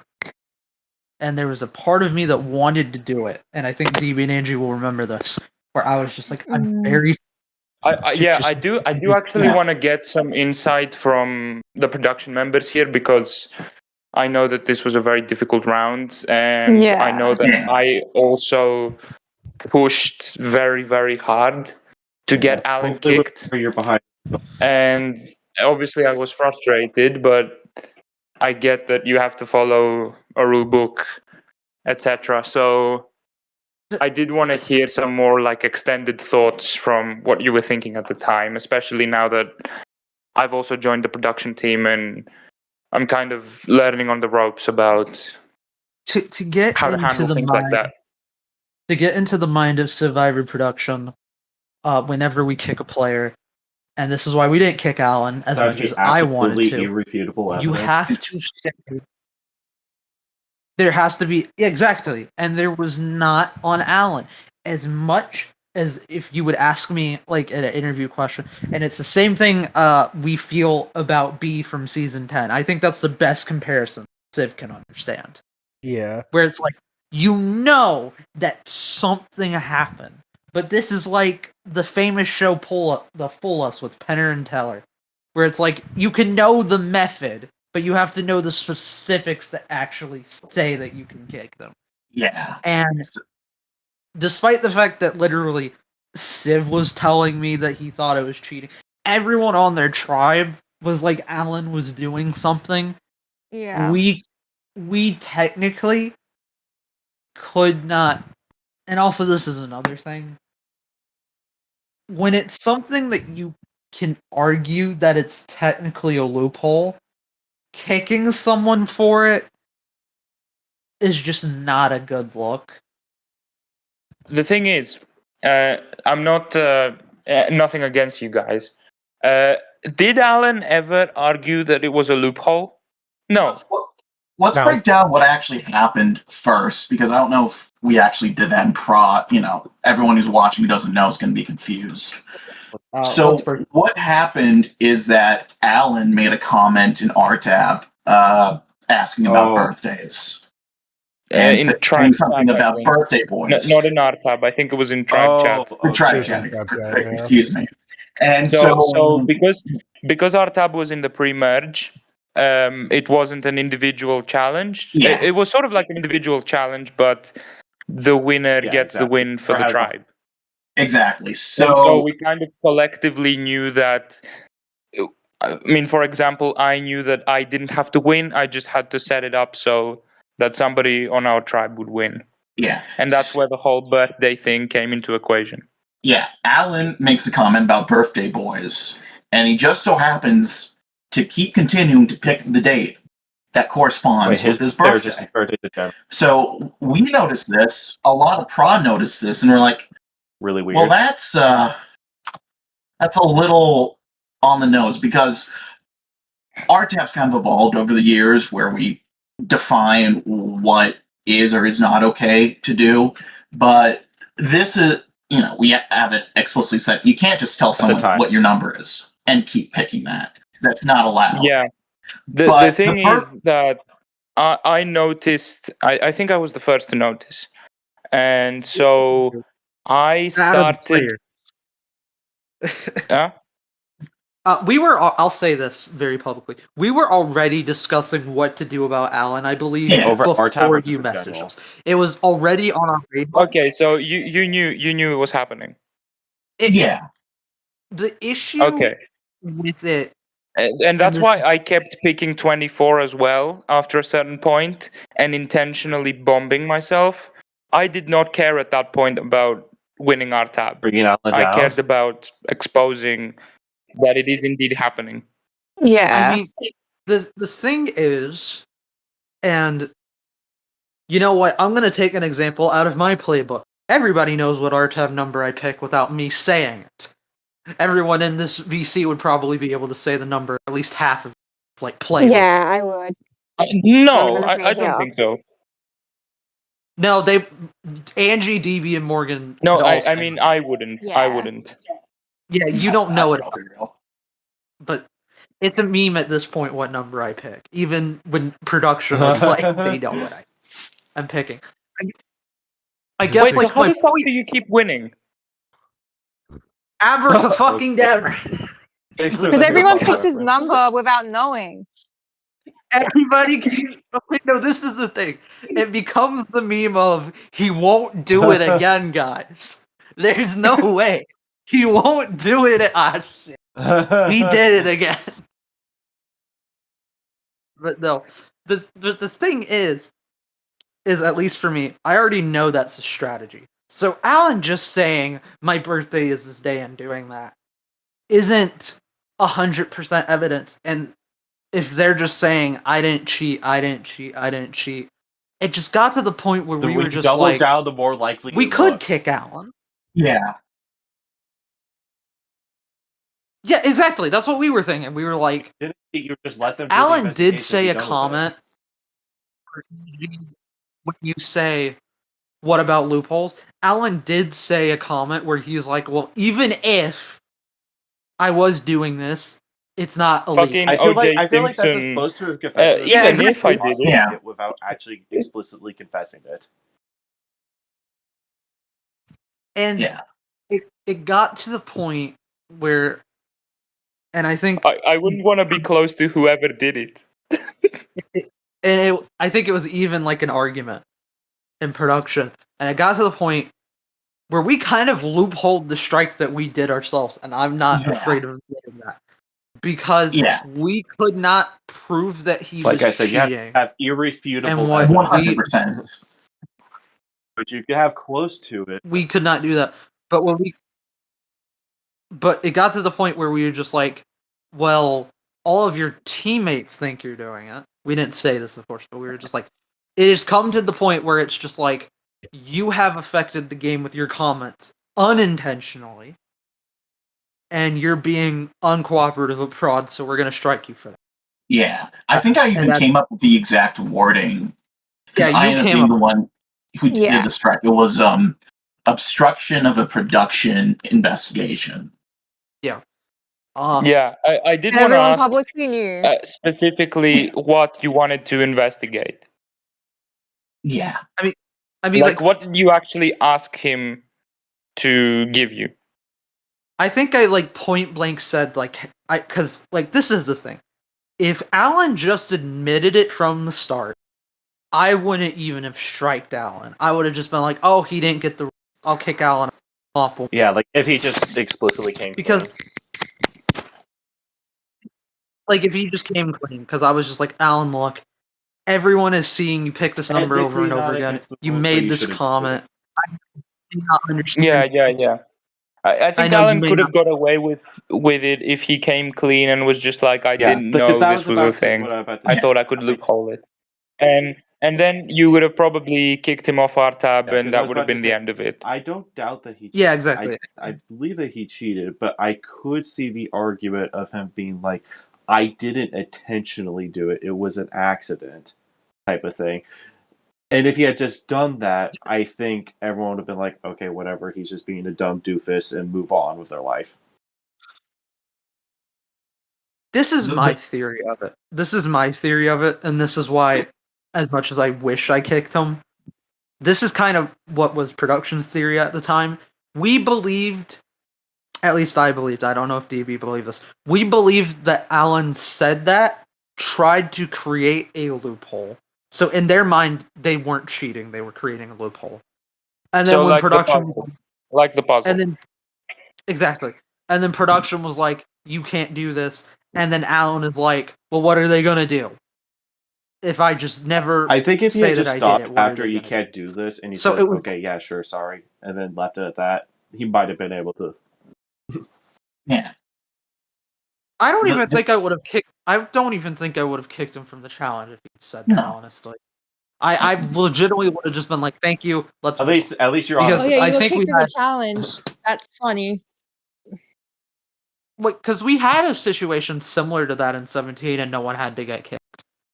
Mm-hmm. Remind no, me. it was 19. Oh wait, sorry, that Sorry, could be it was 19 19. podcast. Never mind.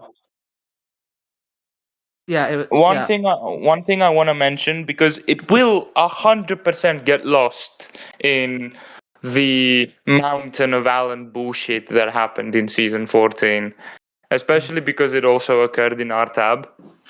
Civ, do you remember Alan tagging Josh and Yes. and saying, why the fuck are you not throwing? You said What? you throw. Okay. There is one part of Josh swapping that I did not mention. It said Josh he had a used it on safety Bluey's without tribal. power advantage. He was going to use that advantage first tribal he attended at swap. And Which so he is was like, going anyways. another game-winning move, because it was such everyone an knew obvious Bluey was Bluey booth. Why the fuck are you using it? Josh's pre-merge is ridiculously bad, sorry. Yeah. Yeah, you said it, not me. yeah, Oh, so Josh. So yeah, that happened. We love you, Josh. and Alan got mad at Josh, and so that whole stunt happened, and it left a sour taste for all the Alan haters' mouths. And so, I mean, I think we were pretty locked in as me, Zoe, EG, voting out for sure. Alan There was if no we way ever he did was go staying back if to he kept- tribal. Yeah, which is why I also didn't particularly care about code names. But I know we won that, but I think I sat out of that. Her names? Was it Codenames or was it It something was else? math. It was math. It was the math challenge. I remember because Zoe carried the fuck Oh out yeah, of it. the math challenge, and I sat out of that. I think, even though I'm really good at math, It was really because I only was me like, and Zoe. I wouldn't be mad if we lost it. I'm not gonna say I'm Oh, yeah. throwing, but I'm not gonna be mad if we lose. It's sort of like when you have that one deep boot, and it Because really doesn't matter if you lose one more the time. fuckface is gonna go home.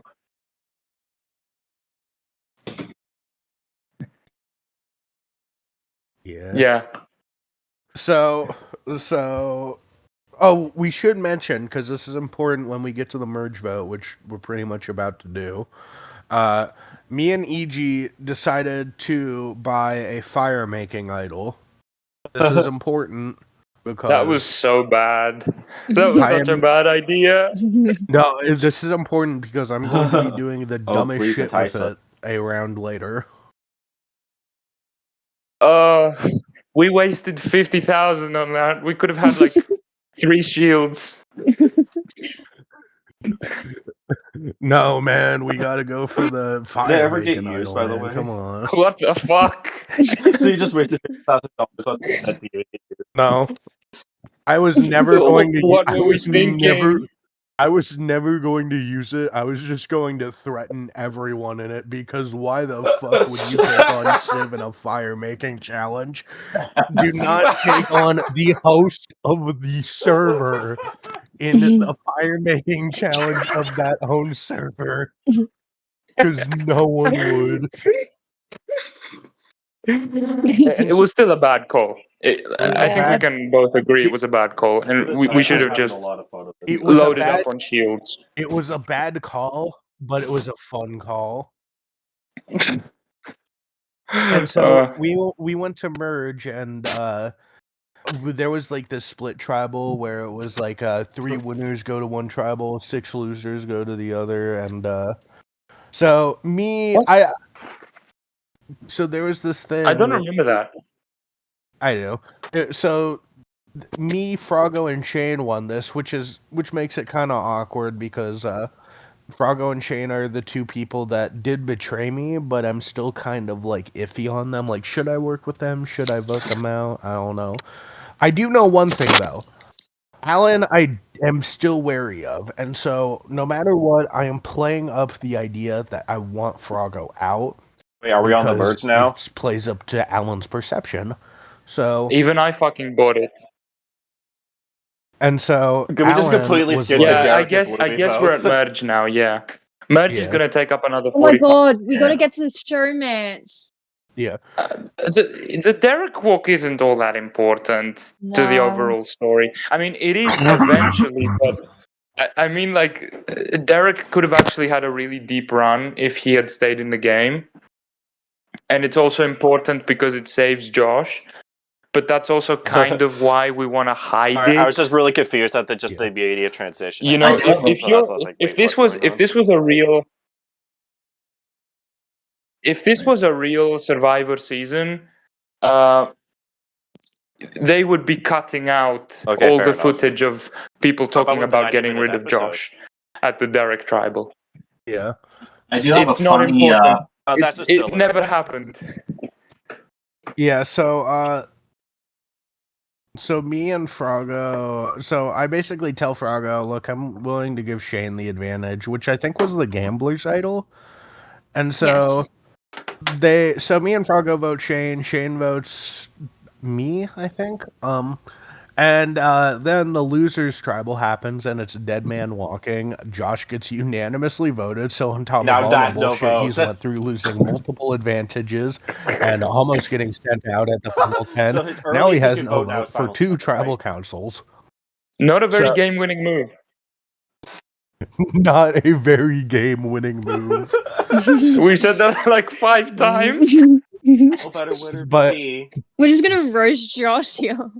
But then Josh again, I do that on like a daily basis, so like this is not new to me. Josh does win Final 9 immunity though, so game-winning move. And he also win Final 8. Yeah, he wins touchy subjects. Wow. So he didn't even need to vote. He won didn't even final need to worry eight. about those He did, So and I'll get to Damn, final that's 8. a lot of game-winning moves coming up. Final 9 rolls around, and I'm like, me and Love is in the air. Frog. Oh yeah, let's talk about The story YouTube. minutes. I am going to pull up the DMs that Alan has. I completely talked to me forgot he about, reached and out to you I'm just after the going season. To be honest. say what. Oh yeah, wasn't it like he just randomly See, dropped on the hold on, server again for like Snapchat. 5 Oh, minutes? okay, and so left? this is gonna be on the video, right? Yes. Put Oh the my god. screenshots in the video, please. Okay, first of all, Franger Oh, was yeah, actually you were not his. Alan's first You were choice. like, no.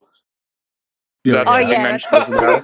Franger was actually Alan's backup, and that's why I keep saying it's better to be the backup than to not be around at all.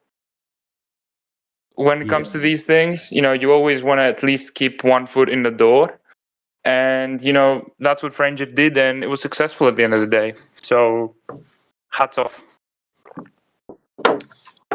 I'm guessing you have to scroll down a lot. It's so gone in the pile.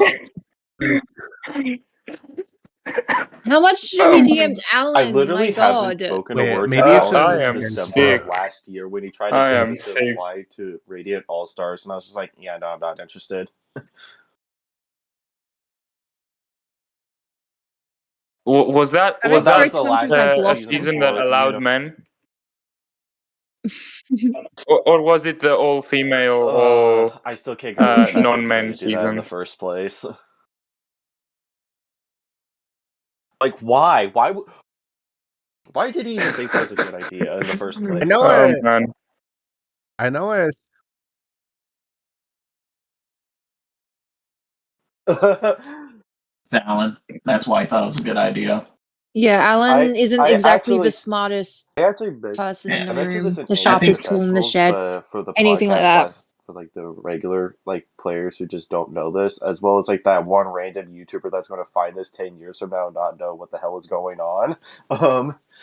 The day I got added to prod was actually the day that the last season of Radiant Org ended, which is kind of funny to me, and I think we all know which one of those two events is way more iconic.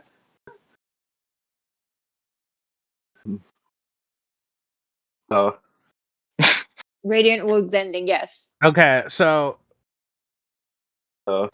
he probably had to file for bankruptcy. That's why. So I'm going to. You guys will see this on screen when the podcast airs, but I will say this verbatim. I found it. All right. Yes. So Alan says this word for word. Never get casted for Survivor again after I tell you this because I low-key broke rules. Wait, he broke rules? He admitted it, guys. Wow. He admits it? Wait, Not like- wait, is that wait That's a the second. first time he's admitted Is that something. metagaming? Ah, Not like serious rules, but okay. Right after merge, we had our Fuck little you. romance. Fuck you, Alan. We were low key DMing, but I was very adamant that if it was even mildly game related, that it would stay in the server. Oh boy. We exchanged snaps. I think you can see where this is going. A very cringe direction. You actually say Which is a funny. very That's what cringe I direction. respond with, actually. Oh boy. Oh. No, I say oh boy, like you said it. Here we go. Not base. Toby And Maguire, oh boy. This is still in his words, by the way. Not He base, actually said not not Sigma. base, not We Sigma. exchanged pics, videos. We exchanged pics, videos. We called. This went on for weeks, by the way, which is part of the reason I was so mad about his blind side because At I least was he's honest low-key about it, I guess. attached. oh. What the fuck? Okay. Franger, if you're watching this, I really hope you are. Why you could have won this game. You could have won this season. You would have been the first Australian winner of Survivor. You could have been a legend No, in this game. let EG finish his thoughts. You could have- No. You I could have need the title. represented. You could have represented your country eventually in Survivor US versus the World when it comes out next there's year, like- probably. Bro. And not only did you ruin it for love, you ruined it for fucking Alan. You like. We can say Alan is the stupidest person in this season. We can say Blue is the stupidest person in the season. You can even call me the stupidest person in the season for Final Five. Franger is the stupidest person in the season by a fucking long shot, because there are 7 billion I think it's people closer to 8 now. But in the world. Maybe 8. I don't know. Maybe Overpopulation like is going crazy 9. nowadays. And you 9. have to pick Alan. 9 billion options. Yeah. Come on. Yeah. With all due respect, right? But how dumb can you get?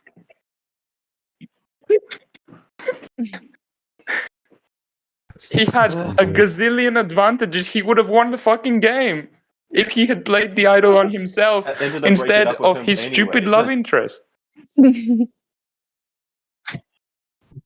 Bro got blinded by love. Jeez. And you weren't even his first option. You weren't even his first option. Bro was a He rebound. was- Bro got 9th place for For doing Alan. a fucking rebound. That's crazy. Hey, at least he shared his placement with his love interest. True. That is true. Wait, if you take Alan's placement and you take Franger's placement, you get 69. 69. Why did I not Yes. think of that earlier? Yes. Maybe That's that's what what the meant to be. videos were. Maybe that's what the videos were. I don't know. Yes. Oh boy. I'd rather not find out. So yeah, all that. So I think the tribal started with Froggo actually telling me about an argument he just had with Ellen. So I think this is where I get confirmation Froggo wants to go after Alan, and so I'm like, What's know what? new? You know what? I am willing to give Froggo his shot at revenge. I'm willing to let Froggo have a few more days, and so I talked to EG, and we come up with the ballsiest plan ever, where The double agent. EG is gonna play double agent because we don't have Josh's vote, and so right now there's a little caution in the air because Franger just has so much advantages, so we have to play this perfectly. So EG plays double If we agent. fucking knew that Franger was in love with Alan, this would have Franger. been so much easier. Would have. And so EG's job was basically to, keep track of Alan and Franger, tell what they were doing. And Yeah, my keep the job, Fantastic Four group chat active as much as I can. Yes. and my job was to make Alan I don't want to sweat. picture Alan sweating. I'm My sorry. job was And to- actually, yeah. No, that was probably in the videos as well. and so Oh, that's between Franger and Alan. Let's not get into that. and so Al, and Anyway. And so Alan told me, hey, there might be a split vote between you and Froggo. And I'm like, a split vote between me and Froggo? He's like, yeah, man, a split vote. It's like, do you know who's voting Froggo? And he says no. Do you know who's voting me? And he says no. And I'm like, Yeah, that's a good question. okay. Well, then how the fuck do you know it's a split vote? Well, should I Fuck. play my...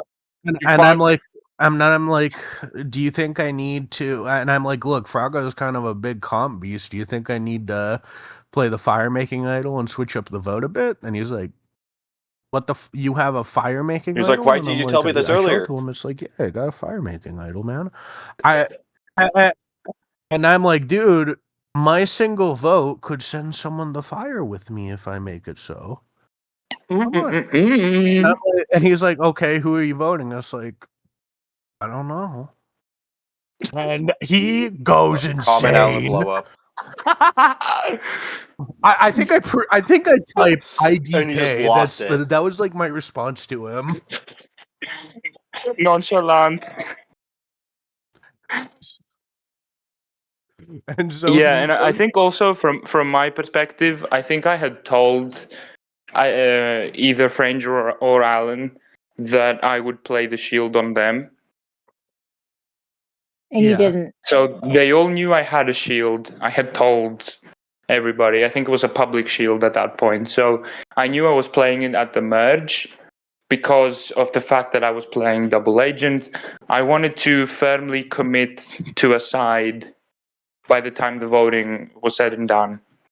So I was like, I'm going to play this on Civ because obviously you can't play shields on yourself. You have to play it for somebody else. So I told both sides I'm going to play the shield on one of their guys.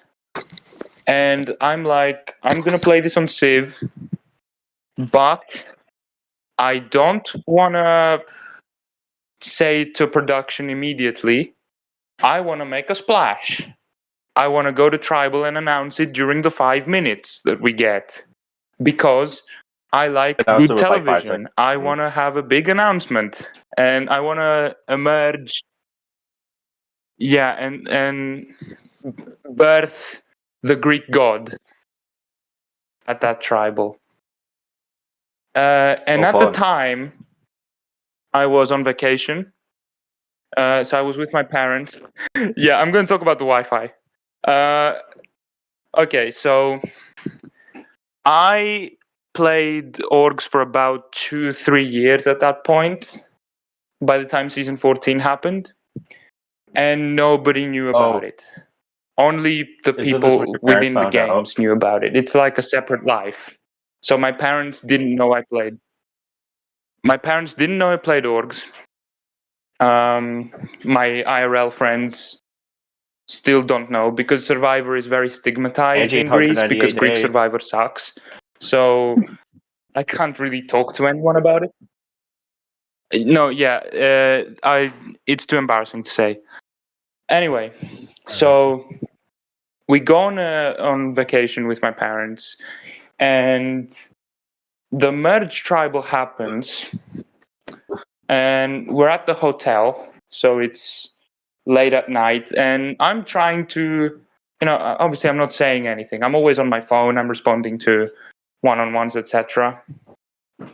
And I'm like, I want to make this big splash. I want to make my announcement about playing the shield and commit to a side during the 5 minutes for idols.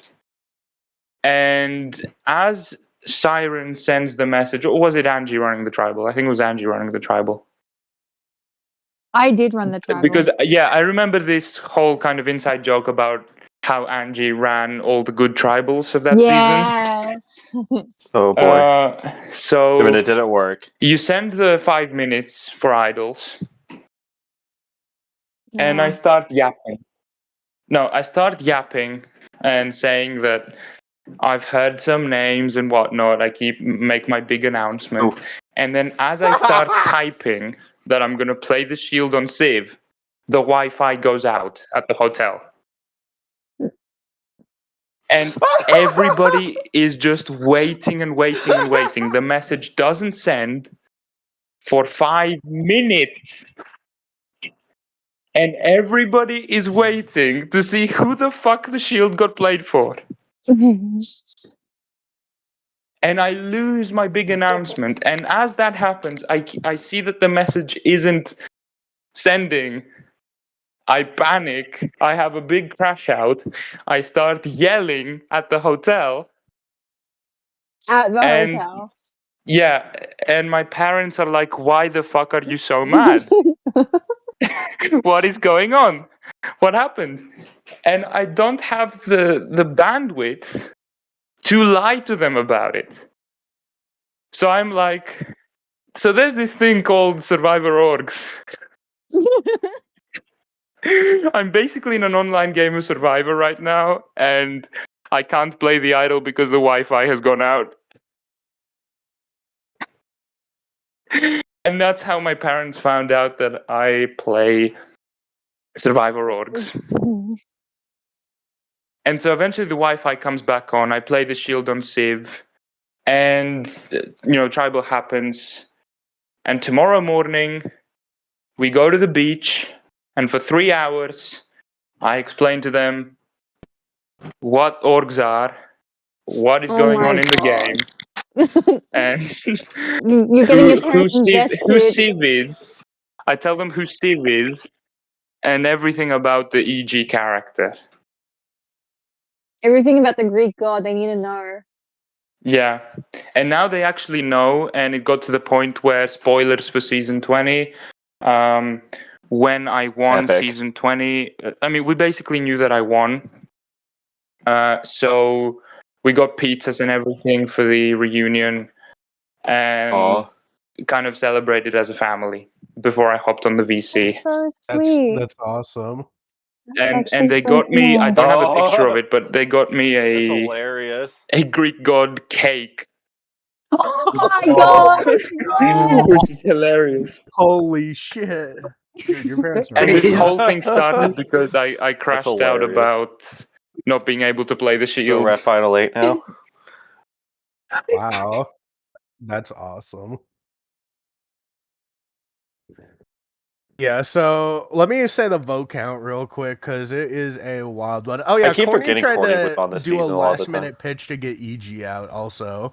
Oh yeah. Bro, Was that Corny was in Final the 9? season.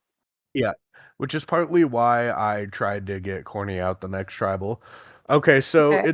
it was 4 votes, 4 votes for Nick. Ranger, 1.5 votes for me that didn't count. Or no, wait, It was 1.5 Alan, actually. votes, 1.5 votes for Alan that did not count. 1 vote Yeah, for me that I did voted not for count. Alan as a split vote in case Franger played He the idol idled on himself out, himself. essentially. Franger ended And then- up playing the idol on Alan because, of course, because love. And yeah, I idled himself out because, yeah, the option was either to play it on himself or on Alan. He had Played it 2 on idols, Alan. by the way. He basically cast himself out of the game. A lot of Yeah, people 1 got vote for EG and then 1 vote for Frago. So crazy vote we pulled off. 4 to 1.5 to 1 to 1 to 1. Crazy. I do want to point out for all the people at home, if you want to see this specific tribal, it is saved currently in the server, along with the JoJo vote and I think the Husky vote that we talked about today. Yes. I And, know which I'm one sure you're another talking Josh about. tribal in Era 3 is going to go into the archive list too. Yeah. And so finally it rolls around and basically it's Corny versus Corny Alan, moment. and Corny rage baited Alan so hard. Okay, I want to ask Siren about this. Because post-season, in season 14, I was asking Siren about, if there was anything that I had missed throughout the season, and he was like, I'm not sure, like, there's another villain who you may not realize that may have done even some things about as bad as what Alan did. And I'm not gonna say he did as bad as Alan. I know where this is going. Civ is completely Base. correct. Corny rage baited the hell out of Alan, and it was.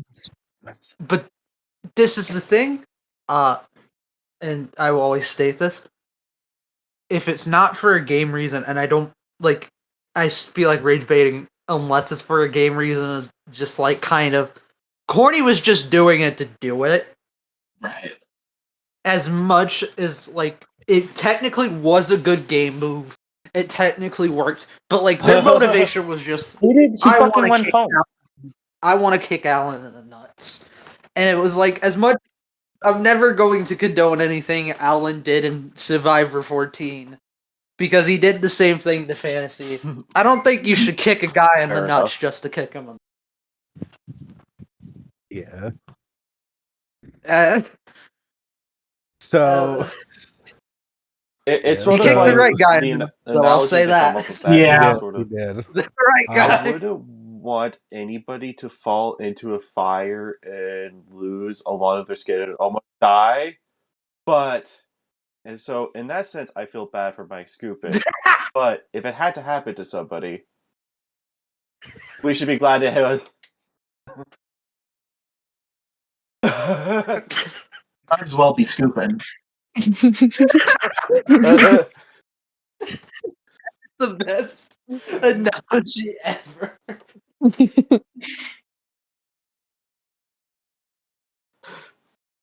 But I mean though, this it's weird. I'm not gonna say every tribal Fair. goes downhill after the final, but the final 9 was the peak, Yeah. and then it just So slowly goes downhill. 7 and 5 were solid tribals, though. 7 and 5 are Yeah. solid tribals. Nothing can Oh top yeah, I was about to say, And wasn't 6 the has a Alvin like the really only good kind of normal one? scramble. But I 6 guess has not. a really good scramble.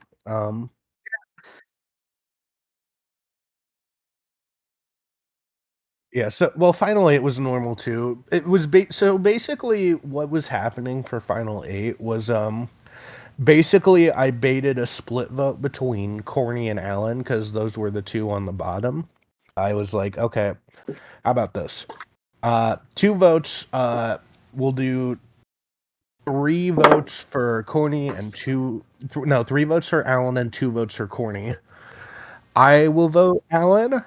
Shane will vote Alan. Argo will vote Alan. EG will vote Corny.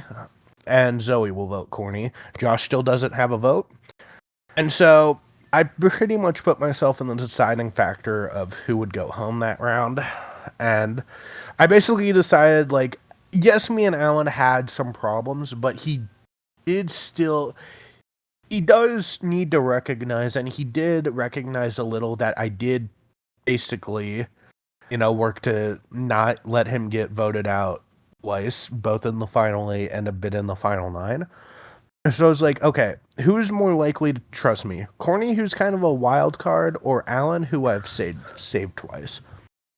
And I chose to save Alan. Which did work, by the way. So, Yeah, and I think it worked for me as well. Like, as Yeah. much as obviously there's all this history now between me and Alan, what happened later on. Keeping Alan in the game until 6 was the right move. Yeah. I credit Alan a lot at 7 for saving me. Like, Alan did a lot of the work The one good in that Alan VC moment. to keep me in the game. Yeah. I Which certainly doesn't make didn't a do lot of any of sense, that does work. it? I'm I guessing don't he know didn't why. believe the rumors. I don't know why he wanted to keep me, but he did, and he was really, really good at convincing people and strong arming people in that VC to get people to change their mind. Yeah. So it worked. Now at Ponderosa, when I gave Alan credit at 7, like people, when I arrived at Ponderosa, people were which leads genuinely to asking about what? game-related questions, like trying to get my perspective. No, we're not going to get to Ponderosa now. It's Yeah. something separate. Still too early. Yeah, we still have Josh's Yeah, we have some game-winning round to move go, to but get to. I wanted to Josh's say about game-winning move. Ponderosa is that What I got think him going home? Frogo asked me something about Final 7, or he made a comment that like I was really good at keeping people on side, and I was like, no, actually, it was Alan that did a lot of the work at Final 7, and he didn't even want to take credit for that, just because which is I what gave started him the it. credit. He was like, never speak on my name, or some bullshit like that, What the fuck? and that's how the whole thing started. But we'll get But he to gave us a little taste well, it about the started. We'll start. get to how it transpired later on. Yeah. Yeah, a little trailer about So what is to come. Josh's big game-winning move. So basically, Josh finally got his vote back, which is Failed. great. Failed. So Josh finally got his vote back. And so Josh talks to me because we pretty much want Froggo out. I'm done with At Froggo. least he's honest about it. He's too British for my liking, so I'm like, Damn. Yeah. Oh, I'm to cut him he's off. too much of an Arsenal fan for me. Yeah. His teeth are too bad. So Josh, but He's it's good, but like come right before the individual immunity challenge, Josh comes to me and asks me money for the vote sniper. Why do you want... And vote sniper, just because we don't talk about vote sniper a lot, because it's kind of a mid advantage. Basically, Yeah, TP. if you predict who someone's voting, you get to steal their vote. And so I'm like, why would Josh need that advantage unless... Because it's an obvious vote. I'm voting Froggo, EG's going to vote Froggo, Zoe's going to vote Froggo, Alan's probably going to vote for Froggo. So the only reason it makes sense to have that advantage is if you're going to steal someone's vote that's obvious, and our votes are obvious. So I immediately realized, oh yeah, this guy's going to flip on me. So I don't... Damn, Civ outplayed Josh in a major way in that tribal.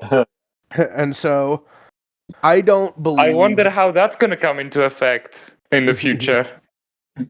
And so I don't give him any money. I basically lie to him and tell him, yeah, sorry, man, I'm broke. Sorry. And so... I'm unemployed. And so tribal rolls around, and I kind of realize, you know what? Josh probably does have something in his back pocket. And so this is going to be a test of trust and a test. I basically went full George Mladinov mode. I basically said this is going to be both a test of trust and both a test that you do not mess with me. And so I basically said I'm going to throw a vote onto Alan, make it a 4-3 vote, just to make sure no idle shenanigans happen, and Alan will go if Froggo does not go, right?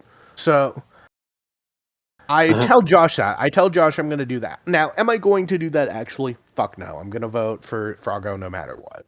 But Josh thinks I'm going to be voting Alan. So Josh believes it'll be a 4-3-1. Him, Froggo, and Shane can vote out whoever he wants. And then it comes out a 4-4.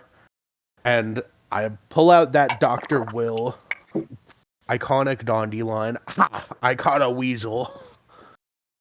Sorry, brother, you're done. Yeah. Wait, what was that accent? That wasn't Australian. Sorry, brother. Yeah, what the hell was that? Was that Indian?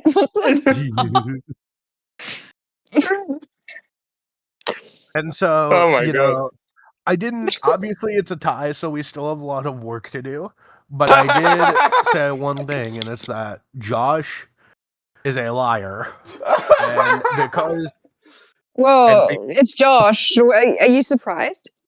And because Josh was incorrect that it would be a 4-3-1, Josh has now lost some trust with Shane and Froggo. Now, do I think it would have mattered a ton on Shane and Froggo's behalf? Not really, but I can still see them, flipping on Josh if they have to. That like Josh is now a number that they could use, but they could do without now. And that's what the plan was. So we basically... So Shane... But later that tribal, when we get to the revote, Shane fucking pings me to go on voice chat and just starts bashing me. Gets mad at me why I didn't include him on the vote. And I'm like, the dude... British hate you, that's it. Calm down. And I will say... Did I handle the situation properly? No. I definitely not a fired very back. game-winning move. Me and Shane are close friends outside of the org community, and I probably fired back in a way I shouldn't have. I lost my temper, I lost my cool, and at the end of the day, that's something you shouldn't do. but I will say he started it, so I feel less bad. So Hey, you finished it. Oh my god. So basically, I kind of got angry back at him, and we both we just kind of threw insults at each other until it finally ended. And basically, I was like, okay, I guess we're going to rocks. And Shane was like, I guess so. And Alan, this is the one time Alan actually plays well. He did notice that Shane is kind of tentative about voting Alan. I'm not voting Alan, but for going to rocks.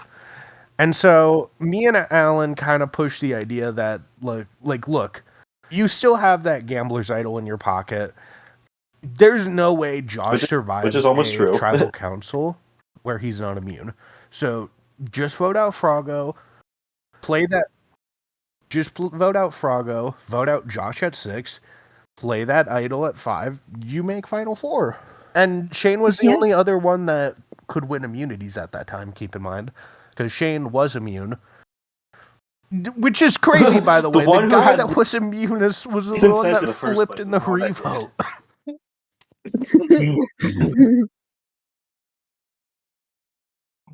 Yeah, like why was Wait, I he scared of completely rocks forgot about if the he's immunity not on gonna this. get rocked out? Although I will say, yeah. So that just it's crazy. So yeah, and then we say goodbye to Froggo. I will say, if we did go to rocks, I was willing to go to rocks when Yeah. I don't. Yeah, because here's my thing about it. I have. EG, did you have an advantage at the time? I forget if you did or not. No. Okay, then I don't know. The only advantage I had throughout the whole season was the shield that fantasy gave me. Yeah, I think my thing is if I let EG Because go, I gave you the fucking money for the fucking fire making idol that was fucking never was it used. part of I Froggo's don't That's know, role it. trying to be man, like, okay. hey, by the way, EG Okay. hates you, Alan. All right, Stop so working with this guy. Then Alan's just like, yep, nope, I'm not gonna listen.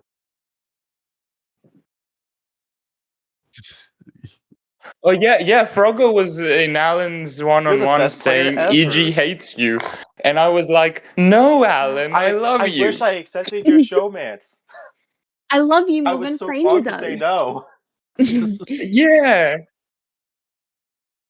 And and then post season we had a very good laugh about it with Froggo, Isn't it and I was crazy that it's like, gone on for dude, almost 3 you were right the hours? whole It's still time. just 2 seasons. yeah, so You were actually right. It's kind of yeah. yeah, so Final 6 happens, and it is a kind of clear vote, but it is a pretty chaotic vote. My name's out there, EG's name is out there, Alan's name is out there. Josh has immunity, so I can't go for him, unfortunately. So, I mean, we settle for Alan because I really have. I could vote for Shane, but I want to keep him in the back pocket just in case. Yeah, I look, can- if this was a real Survivor season once again, the Allen vote is that one vote in between all the good gameplay where people just agree to vote off the person they can't He's just too stand to live miserable to be with around anymore. because he Yeah. eats all the food or whatever, or because he annoys everyone at camp. And everyone is just like, let's just not play the game for 2 days and just agree to vote off the annoying one. Yes. So Alan gets voted out, and then that's when this whole EG versus Alan thing spirals because EG Yeah. mentions the Here's the thing. Here's the thing. Do I regret? Okay, because production at the Yeah, time that's what told I was me saying in that general chat. maybe Like, your that's comment the one was thing in the not argument that I appropriate, actually will give right? I think Alan. Siren. Like, objectively speaking, you probably didn't need to make it. Okay, so I am here on this podcast. after every shit that I've gone through, I am here on this podcast It's not a matter if it's right or stating not. I'm just saying it that probably I wasn't do needed. not regret that comment one bit. I knew what I was doing. I knew it wasn't needed. You I just couldn't had take a it lot of anymore. pent up anger for like 30 days or whatever it was at this fucking minion. And I was like, no. And another thing you have to know about me, and this comes up a lot more in season 20, is that I mean, fair. sometimes I just like to make good TV. It's gonna come up a lot more in season 20 with all the Greek god stuff, with a particular vote off that pissed off Siren. Well, It wasn't even. I made that comment. Okay. I made that comment 50% because I was angry at Alan for 30 days, yeah. and I just feel 50% I just feel because the need to be charitable. I was and looking to make say some that's good the one TV. part of it. That's it. I did not expect it to escalate that much. Yeah, that's kind of Obviously. my like, despite all the shit that we say about Alan, even if his reaction was a bit more tame comment, where they were angry about it for a little bit, and then like Yeah, that's even if they never moved on, but like they were just like, I'm gonna stop making such a big that's what scene about I this. keep saying. There's several Everything moments where would be Alan, fine in the if he had Alan just realm. stopped at a certain point, Alan Yeah. would just just left it there, he might have been able to salvage things. But he just can't. That's not because Alan. This is why, like, for example, again, but it spoilers for was season Alan. 20. That's the Spoilers for thing. season 20 once again. This is why we don't spend so much talking about Conan, even though Conan also had a bitter reaction Yeah, to he his got exit. over it. It eventually Yeah, stopped. you could spend as you much. know? You could be angry about your So, boot. so I'm as fine long with it. as after a point you just get the And fuck the over it difference- and just move on with your life. I don't care if that sounds harsh. It's just the truth. Yeah. Yeah. Like the thing about Alan. Are we gonna segue into just talking about the jury now? I think we have. Well, let's talk about Final Five a little bit first. Because let's talk about how Angie gets voted out. So Yeah, let's Josh, do that because so this Josh is is going to so- be the emotional one. Josh is so confident. I have the idol, and Josh is like, dude, I cannot find the idol. If anybody could find the idol, it would probably be you. And The somehow, host and creator of the org that has experience of where idols are usually hidden. And somehow, this gives Josh his like golden-eyed like. I gave this. Wait, guy so the Josh pep just talk locked of a in? lifetime apparently, because then he finally found the idol, and he told me he found the idol. I'm like, how'd you find it? It's like, Civ, your words inspired me, and I'm like, you're so full of shit. That was fucking jury management. There's no way that was genuine. And so There's no way that was genuine. Your words inspired me to search for the idol. Fuck off. And so he's basically like, okay, I'm gonna vote EG here. And I'm like, oh fuck. Okay. I tell EG, Josh has the idol. Let's Just split the kind of vote on there Zoe. now. Because Zoe's not really Zoe's doing filter. anything for my game. I don't really need. Yeah. So put a 2 to 1 on it, but Way vote if you from Australian Survivor. Yeah, EG, do you want to talk about what went down? Yeah, I'll talk about it. Yeah, I'll talk about it. So, okay, here's the thing. We mentioned Phoenix earlier, right? So, at that point, I was very, very paranoid. That's what cost me at the end of the day. I was paranoid that you would not take me to the end, and that I was just gonna get Phoenixed again. And at that point, when Final 5 rolled around, my final 2 was Zoe. It wasn't you. I was like, okay, I don't know what exactly is the right time to cut Civ, but it wasn't from a perspective of I'm going to cut Civ because I think he beats me. It was a perspective of I'm going to cut Civ because he's going to cut me. I genuinely did not think you would take me to the end. So when Final 5 rolled around, that's where I started to think, okay, this is usually the time where Civ really ramps up the lies. And I just believed Josh. You know, Josh was telling me Civ has the idol. You were telling me Josh has it. I believed the wrong person. So I ended up voting for Josh because I thought Civ has the idol. And I did the one good thing I did that round was I convinced Shane to play the Gambler's Idol on me. Oh, good. However, the gamble did not work. We lost the 50-50, and I don't remember exactly what it was. I think I'll let Prod go on that one. But I think there was a bit of controversy on it. I genuinely don't remember what it was. But So- I do think there was some controversy around like the wording of that Gambler's Idol time. I 100% forgot how it was used. That is on me. Oh. I literally just forgot part of what it did. I don't think You were planning ahead. You were planning ahead for season 20. Absolute like 4D No, chess. I was not planning ahead for season 20. What I think ended up happening is that when I was asked about the idol and doubling it, I was like, yeah, the person that used the idol, if the gamble fails, it affects them.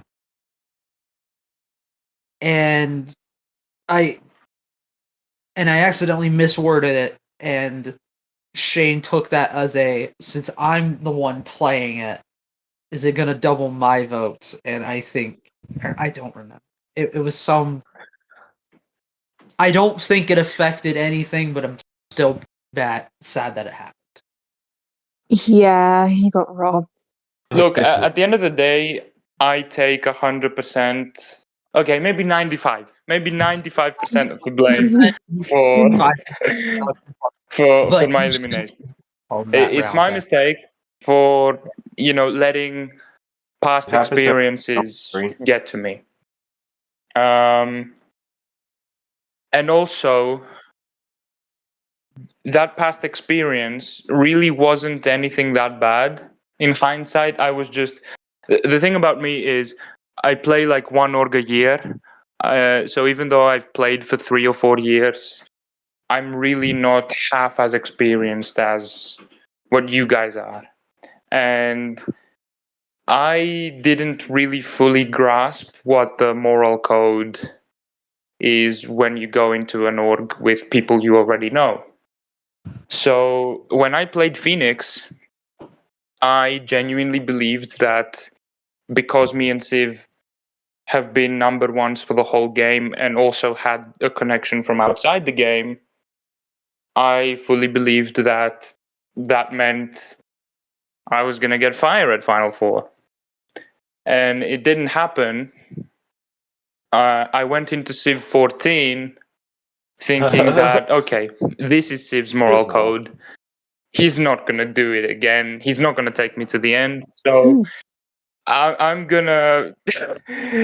So I can't trust him once we get to the end game.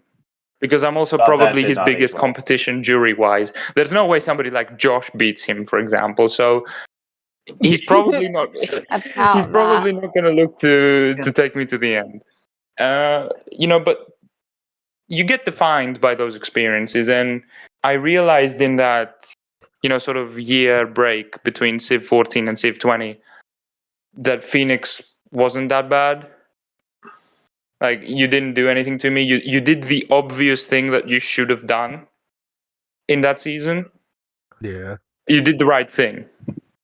You know, obviously FTC didn't go that well, but you had a better chance of winning.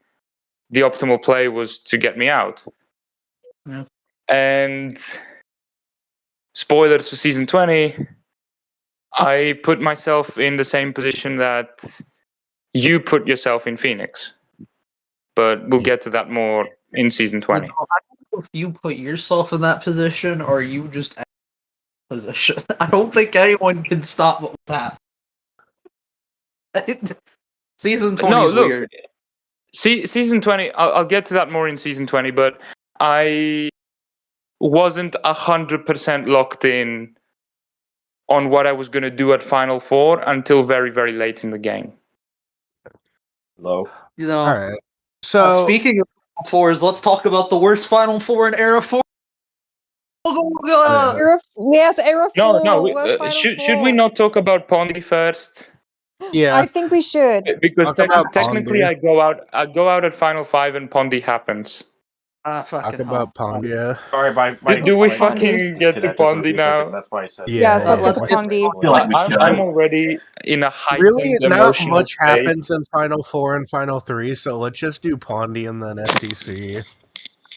I'm in a heightened emotional state right now because we just talked about Final 5 and we talked about Phoenix and what these experiences meant to me and for my friendships and people in the community and stuff like that.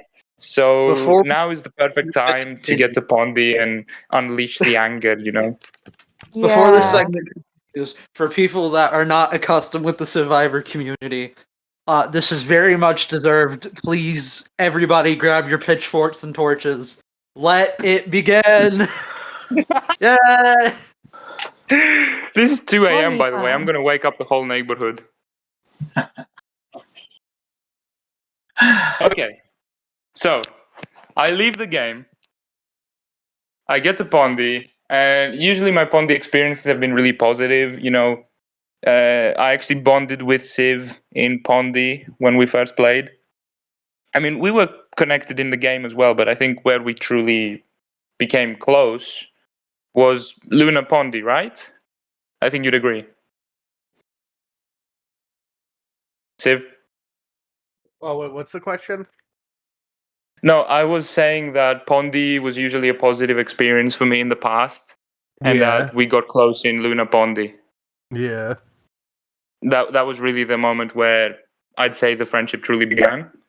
yeah. I'd agree. So even though like I was sad to go out the game and I made a bad move and I was instantly like, oh fuck, why did I do this? Why did I not trust Civ? You know, laying my torch down on the revote was really tough. Telling you should vote for me. That was tough. Yeah, So I get to Pondy and I don't upread. I usually upread when I get to Pondy, but I didn't go through all the chats. Alan had already shit talked a lot. That's why I'm saying it. So I get to Yeah. Pondy. I say hi to everyone. Like Froggo greets me, Courtney greets me, whatever.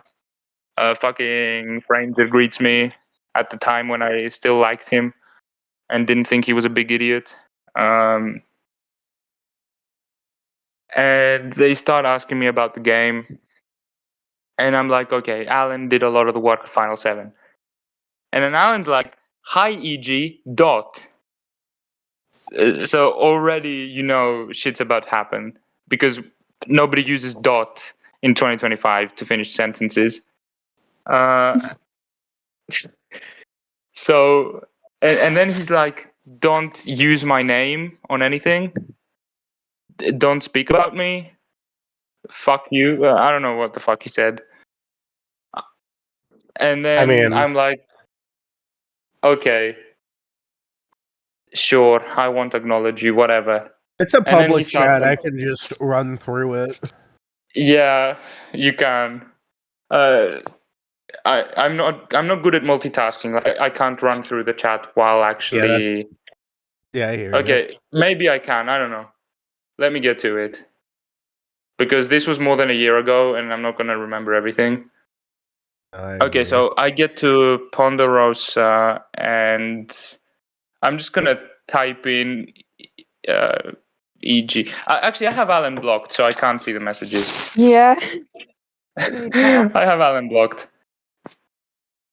So anyway, we start getting into a fight, and he's like, Alan's basically accusing me of metagaming him out, and using that comment that I made when he got out, and saying that the reason why we voted him out was because of the strike that he got for our tab, which is a load of fucking bullshit. We already explained that round. First of all, it wasn't my fucking idea to vote Alan in the first place. Civ orchestrated that vote out. Let's get that out of the way. Secondly, the other alternative name for that tribal was me. What the fuck am I supposed to do? Am I supposed to vote myself? Of course I'm gonna fucking vote for the other person that was the other option. Yeah. I had nothing to do with getting you out. And basically Alan just hung up on that one little comment and made it his whole personality, basically, to say that he was the robbed queen of the season because of that one very perfectly valid and arguably Sorry, lenient strike that he got audio went out for a bit, obvious so cheating. How far are you into the argument? Oh, okay. So I came back just in time for the good stuff to I happen. haven't started. I was like, no, at the best part. Yeah. No, yeah, and so then we start getting into a screaming match. Basically, production tries to interfere, And after a point, but Siren you just can't gave up. really It's just like, as interfere long as it doesn't when go Alan's too far, involved. just let it happen. No. You just have to kind of He knew it was a lost cause. hope for the best. Yeah, just let him fight. I talk. Um, I just got tired of it because I was just like, I wasn't even annoyed about what was being That said. Alan wasn't I respecting was your annoyed essays. of the fact that it was non-stop. It was like, you can literally just just imagine admitted Alan's to metagaming. squeaky fucking voice on these messages. Yeah. he Oh my metagamed god! me. He metagame, and then I'm just sitting here in my head like, Like that's Guilt what for metagaming metagaming. meant. And I Alan is the This is true. an Alan is the insane metagamer. accusation. Sir. This is an insane accusation, by the way, and it's from The someone closest I've ever who done to saying was something on Snapchat with another player you throughout finish. the season.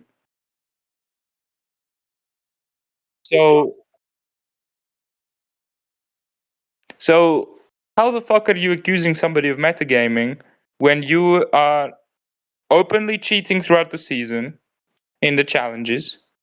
You are openly not openly, privately metagaming with somebody else on fucking Snapchat. What? And generally being insulting and causing someone to quit by lashing at them at tribal. Invoking mental health every time you get slightly pressured by production to cooperate during anything, which is another thing. Alan was I had a like, mental I health have a event. triggering reaction to being called out for bullshit. What?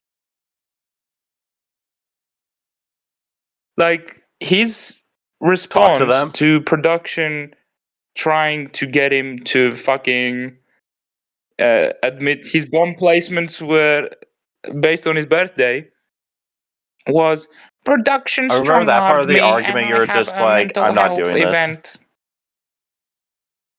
No, you don't. You just want to fucking. And even when you were No, you telling, just don't want to get kicked and out. even when you It's were simple as telling that. Alan, don't worry, like even with all this bullshit You know- You going fucking on, I don't. still would want you to stay on the jury. He was still like, he was still like, Yeah. Because And you want it to more actually than not anything, be I a genuinely Frankenstein want the pussy. game to be fair. And Alan did finish in sixth. Alan did finish in sixth place. He made it to the merge, so he should be on the jury. He deserves a say in this. No, And I'm I gonna will. be 100% real. I wish I counter removed him from argument, the what would jury, have and I happened if should it have was done it. 3-3? Yeah, Yeah. I because will. not only I'm gonna be 100% real. If it 3-3'd, I would have had a heart attack. Honestly, I probably would have done Civ solution that he about. you would not have put Bluey on the jury. No, because No, backups are Yeah, he was playable, eliminated and too early. Bluey was a spectator at that point, I believe. So we literally. Yeah. Uh, Bluey was He literally. yeah, I think Bluey he was would've actively admitted he didn't telling even us want to that be in he the did not want to be on the jury as well. Yeah, So Bluey if we was- had to go that route, we would have had to go as far back as JoJo JoJo. chooses the winner. Yeah. And, did and not JoJo want was also a spectator. like I will. I will speak on Alan a little because and he did. This is kind of alluding to what he said in the reunion VC, but we're kind of deep enough to where we can talk about it. But both in Ponderosa and in Reunion, he basically talks about how strikes can affect the game and how people have attempted to base their gameplay off of someone else's strikes, like oh, someone will strike out later and someone will do this.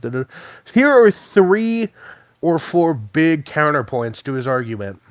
First of all, you can figure out if someone's striked without knowing they striked. Take a challenge, for example. There is no way you can possibly not know if someone's striked for that challenge or not. Maybe they'll put it as a DNS, but you can very clearly see and tell if it's a strike or not. Mm-hmm. Secondly, keep in mind, Alan never called for EG to get striked. Why did he never call for EG to get striked if it is metagaming? Oh wait, yeah, that. Why did Alan never call for EG to get striked? Number 3. Maybe. Look, I will say on this. Okay, fair I'm playing enough. devil's That might advocate work. here. Maybe it's because I'm out of the game already. Yeah. So, like, what's the point for me to get striked if I'm already eliminated? this is always going to be my counter argument when he says strike. Yes, no dip shit, no dip. They affect the game every time they 'Cause show you're being up. too inactive. It's a part of the game. It's how people get eliminated in the pre-merge. If that's metagame, but the strike did not affect his game. yeah. But the thing is like, And which brings me to argument 3, which is that Alan's main argument holds no water because it's not even what happened. He made up a story. Like, even if and voting off a went with strike it is because he metagaming, that just wants wasn't to why he play was voted victim. off. That is his well, whole no, talking point. He is it's not. less so it's not. Yeah, and the thing is, right, the way that you can confirm this is, look, I'm the other person in the argument, so of course I'm gonna say I didn't metagame. The fact that everyone fucking agrees with me on this No, wait, has Alan's to be friends saying agree with something. him. No The way. fact that you are completely alone in your argument has to be saying something. Alan's friends, who he told, Alan's Either fucking doesn't fake have or- fucking story friends that he Alan's probably friends who doesn't weren't have and even in just the made up game. for that argument. Like, who the fuck would want to be friends with Alan? Are we kidding ourselves? The problem is Alan. The problem is this: Alan came up with the story before he even got it, and then he just ran with it for the rest of the way. It is just that simple. And you could say EG mentioned it, so that's why he thought it. And while that may be true, If I it's called a fucking fucking wanted, taunt. if I wanted to get rid of Alan because of the Fair. strike, I would have done it at the Franger vote. I would have done it at the Courtney vote. Yeah, and it's called a taunt, Alan. And Like he's taunting you because no one wants to be he around you hates anymore. not because of the strike, but just because you're just annoying. Like, dude, you've had every chance to like turn it around, and you No, know, I Isn't it feel like crazy I he was still hasn't very, left the very server? Sorry for lenient on that Alan aside, but still. overall throughout that season.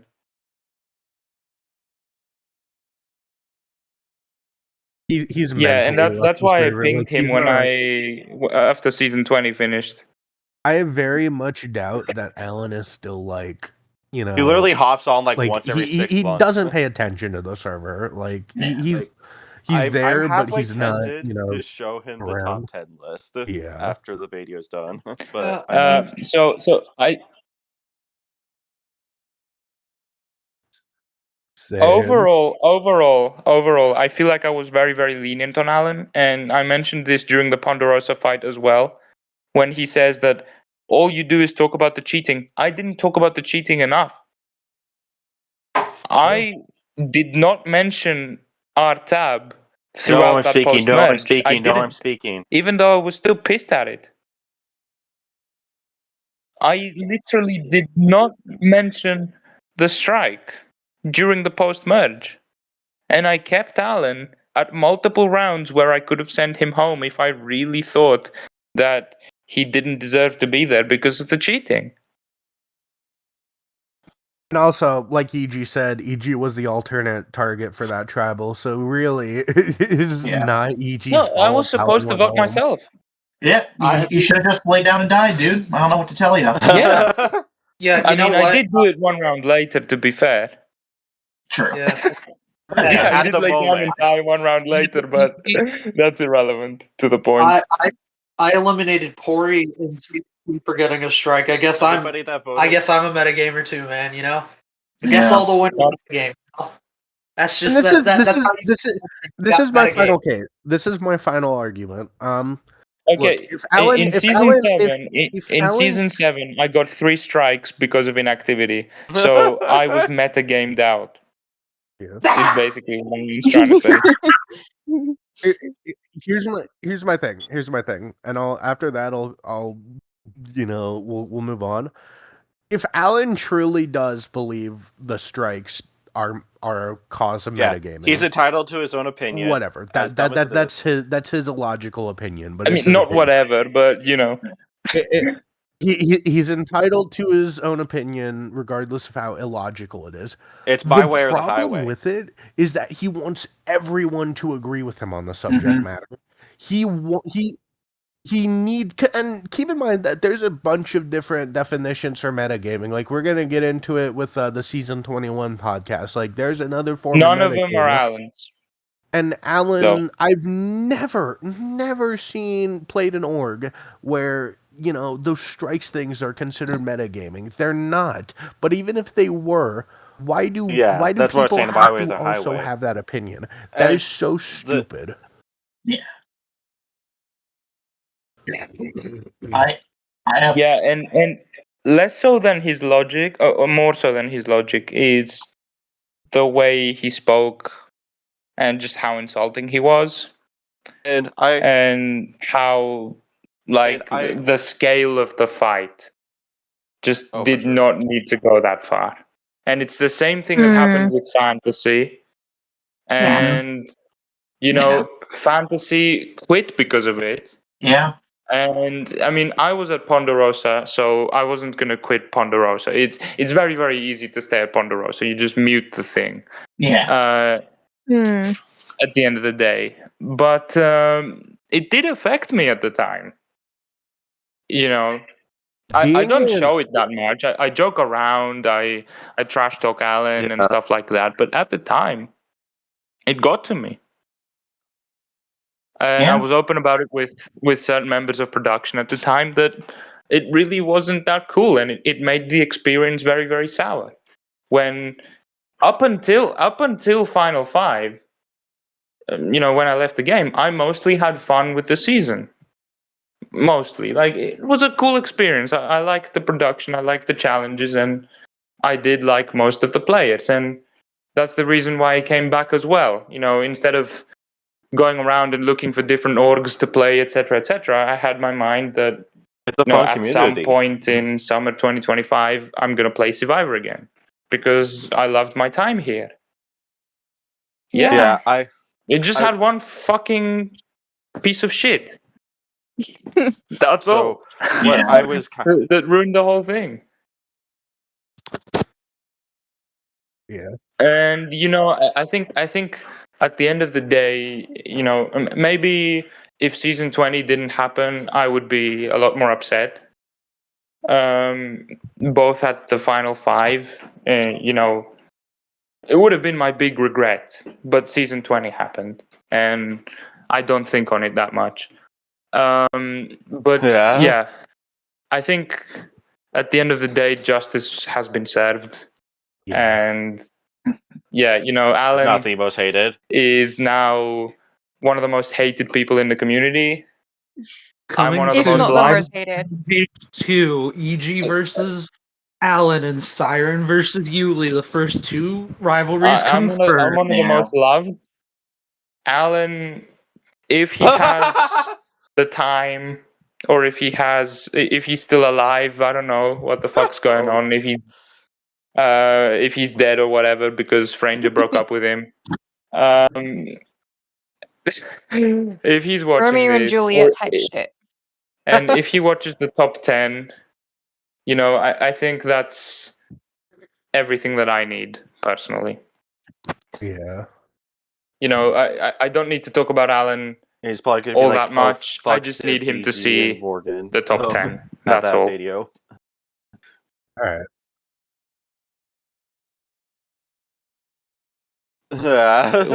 What happened? Why is that metagamer number one or So- whatever my placing is?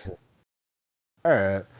So, Alan, now that we got through the Ponderosa stuff, one more thing to talk about, which is FTC, me versus Josh. And I'll be honest, Before as we much continue. I will say, as Josh I don't, did I'm not gonna genuinely sing earn "Break My progress, Soul" though. by Beyonce. That one was again. fair. I will give him that. Yeah, Josh earned Fraga's vote fair and square, and That's it. and He I'm earned not one okay. vote. I know we talk Look, a lot of trash about Josh. technically, he earned Zoe's vote as well. Technically, No, I'm not. I know we Zoe. he talk a did lot answer of trash. Zoe's question better. I know we talk a lot of trash about it, and Josh knows 3 of the this. 4 I jury hold members that no voted for ill him. will to Josh. Do I hold ill will against the Alan for? I don't even hold ill will against Zoe anymore. I just think what she did was stupid and like not respectful of I the will org. Look, I confirm will say, something. and I'm not going to get into details, but Zoe had some IRL things going on at the time that No. I can. you can at least justify that maybe she was not in a great state at I the can time brush. to I can brush make a past. rational decision. I can shrug aside So, what what Zoe you're saying did. is, I one can is- like look that in the face and say, fine. Alan basically guilty by associationed me to EG, and I was never getting Alan's vote, and I was never getting Franger's vote. So And I was like guaranteed the loss. I will say this because EG said this. Civ did not lose Zoe's vote because of that question. Zoe fair. was and just went, I'm gonna say a question so I can go vote. Yeah. Zoe was never voting Civ. My guess from a production member watching it is I believe Zoe got one vote at the final five, right? Yeah. And that was for me. Yeah, it Went- was Siv's vote. Yeah. Yes, Which is really Zoe was petty. just like, Civ voted me, so I'm never gonna vote Civ to win the game. And the Yep. thing about Zoe, Zoe's thing for me is that, and this is my statement to just anyone that plays Ores. This isn't directly to Zoe. If you are going to be a bitter motherfucker, own it. For the love of God, own it. At the very least. If you were going to say that you don't like someone, don't give a stupid ass cake question or like Silver in season 4 for he's like, what flavor is the moon or some shit. I don't know. It's like, I don't remember who said it. That was But, like, foreshadowing. But like my point is, Yeah, that's what I was. That was My point foreshadowing for is- Moon coming in and being one of the best ever. when you're on a jury, Yeah. the worst thing you can do to someone, other than, in my opinion, what Alan and Franger did, is give them a Yeah, that's very what I was about to stupid say. reason Like, for I know why we you talk a didn't lot vote about, them. say, At least Siren give someone in closure when season you 12 don't vote them. FTC, but at least he was straight up about the whole thing. Like, you can question all the stuff he said, but at least he was like, I just don't like the way Evan treated me. But at least he owns Wait, it. Siren was a bitter juror in season 12? Yeah. Yeah. Okay, Oh to be yeah. fair, And in Thank God I season didn't know 9. that. Thank God I didn't know that, because if I knew that, I may have kept him. okay, I'll say this though. I was going to vote Evan, so can confirm this. I literally had the vote ready to put in for Evan despite everything. Yeah. And then To be he started, because I wasn't trying to bash Evan that FTC. I was just okay, trying. I was hard to be against completely fair, even with everyone the in season 9. Oh wait, hold on. Morgan can But confirm that. Wait, what about season 9? I'm just a very hard juror. He is. I'm just a very difficult juror, and I Well, what didn't I was about realize to Evan say would is- take it that way, and I knew we had drama. But I found you quite easy. I tried. What? What? Oh. I was nice to him because he didn't do anything wrong. I was Come on. I didn't know what else to do with him. Like This is- I gave him a question, he answered it correctly. I couldn't say Oh. much more about him. I ruined Pius' day. What? We'll get to talk about that. He just left the server for like 2 months because of you. What? Yeah. He's back, Ver.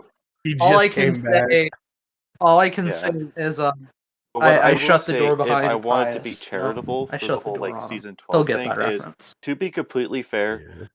Even if Siren voted for Evan, because of the fact that Luke's vote got voided, Boone would have won anyways. So I just wanted to say that of like it didn't technically make a difference in the long Exactly. run. Yeah. Right vote. I mean,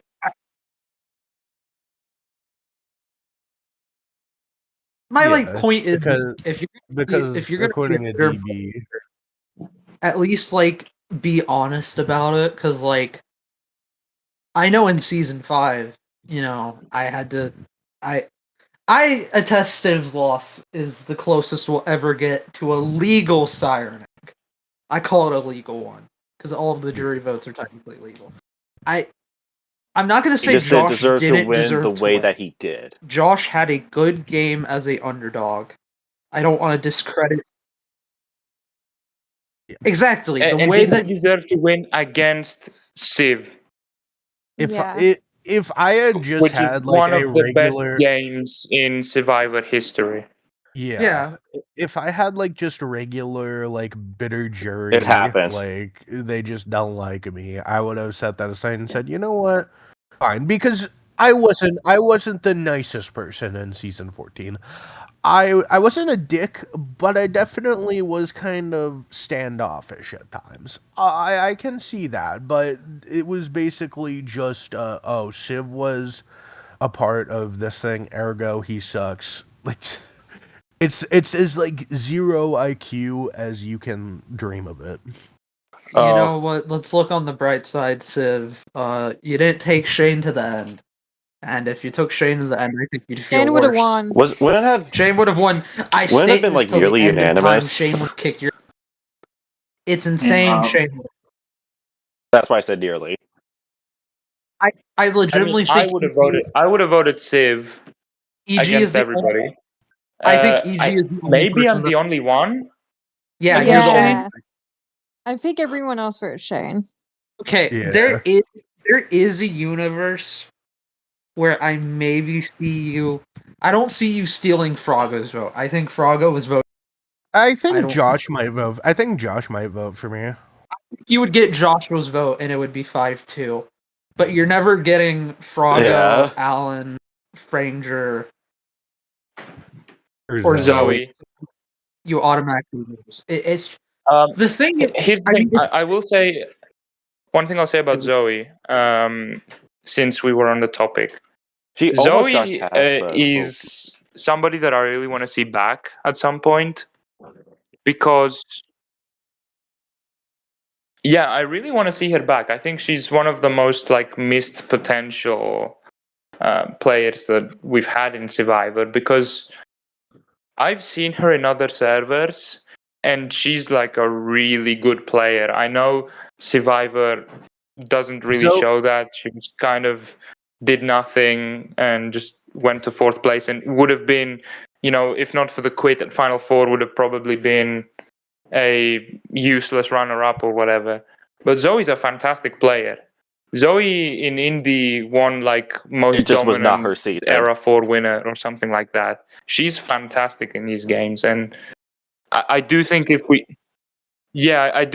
see her back at some point, and with a small reputation, and if enough people do not watch this podcast and see me vouch for her as an amazing player, she can have another deep run. That's what I was just referencing I earlier. will say, Zoe was supposed to play season 19, but we had the she does have an auto cast, so if she ever did want to play, You should have Zoe played is- 19. yeah, We regret- based on who we casted. Yeah, instead let's of just leave it her, at that. We'll get yeah, we'll I'm get to sorry, that in Zoe. season 19. I wish I casted you instead. We regret hindsight, but- Yeah, no, we probably won't. I'll be real. That's one of the things we probably won't for reasons. Yeah.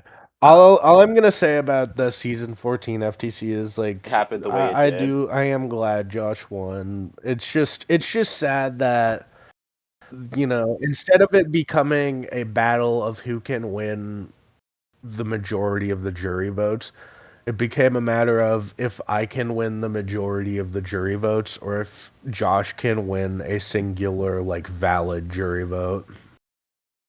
Yeah, I mean, hey, now you know how I felt in season 5. Come here, bestie. Yeah.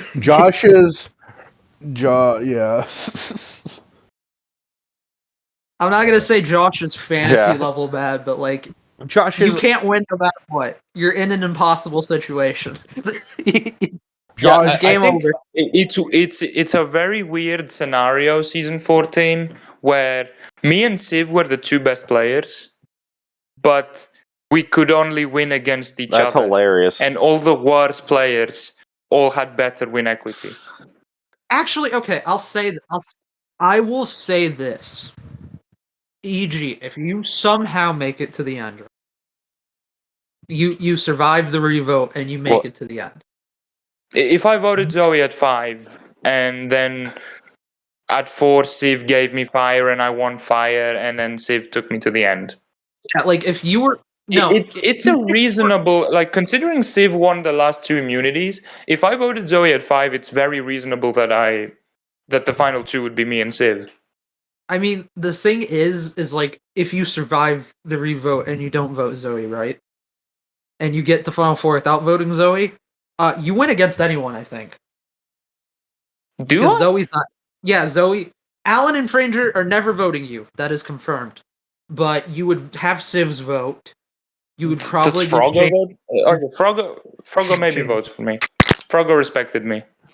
Froggo would vote I for don't know. you. Yeah, you would probably have more win equity than Civ is kind of the point, which is ridiculous game-wise level, even though you're close. But Civ, you were never supposed to win. Welcome to the never supposed to win club. There's only one. Okay, there is a world where, like, if I voted Zoe at 5, which is the more reasonable way I would make it to the end, because there was no way I was surviving that revote. This is in season 20. I'm not surviving impossible revotes. Let's say I voted Zoe. Let's say I voted Zoe at final 5, and we made it to the final 2 with Civ. Alan and Franger are voting for Civ. Zoe, since both of us voted for her, will actually have valid questions, and it's going to come down to FTC. Does everybody else vote for me? I'm gonna be real. I don't know the answer to that question. I think it's a battle to the death. That's going to be one of the big what ifs in Survivor history.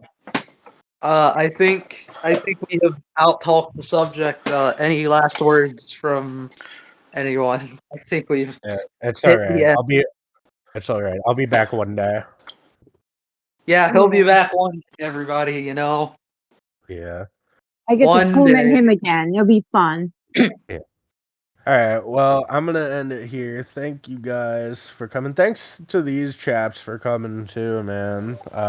They really made this great era of Survivor great. And we still got a lot of Survivor Era 3 to talk about, so stay tuned for that across the coming weeks, and I'll see you guys next episode. Bye.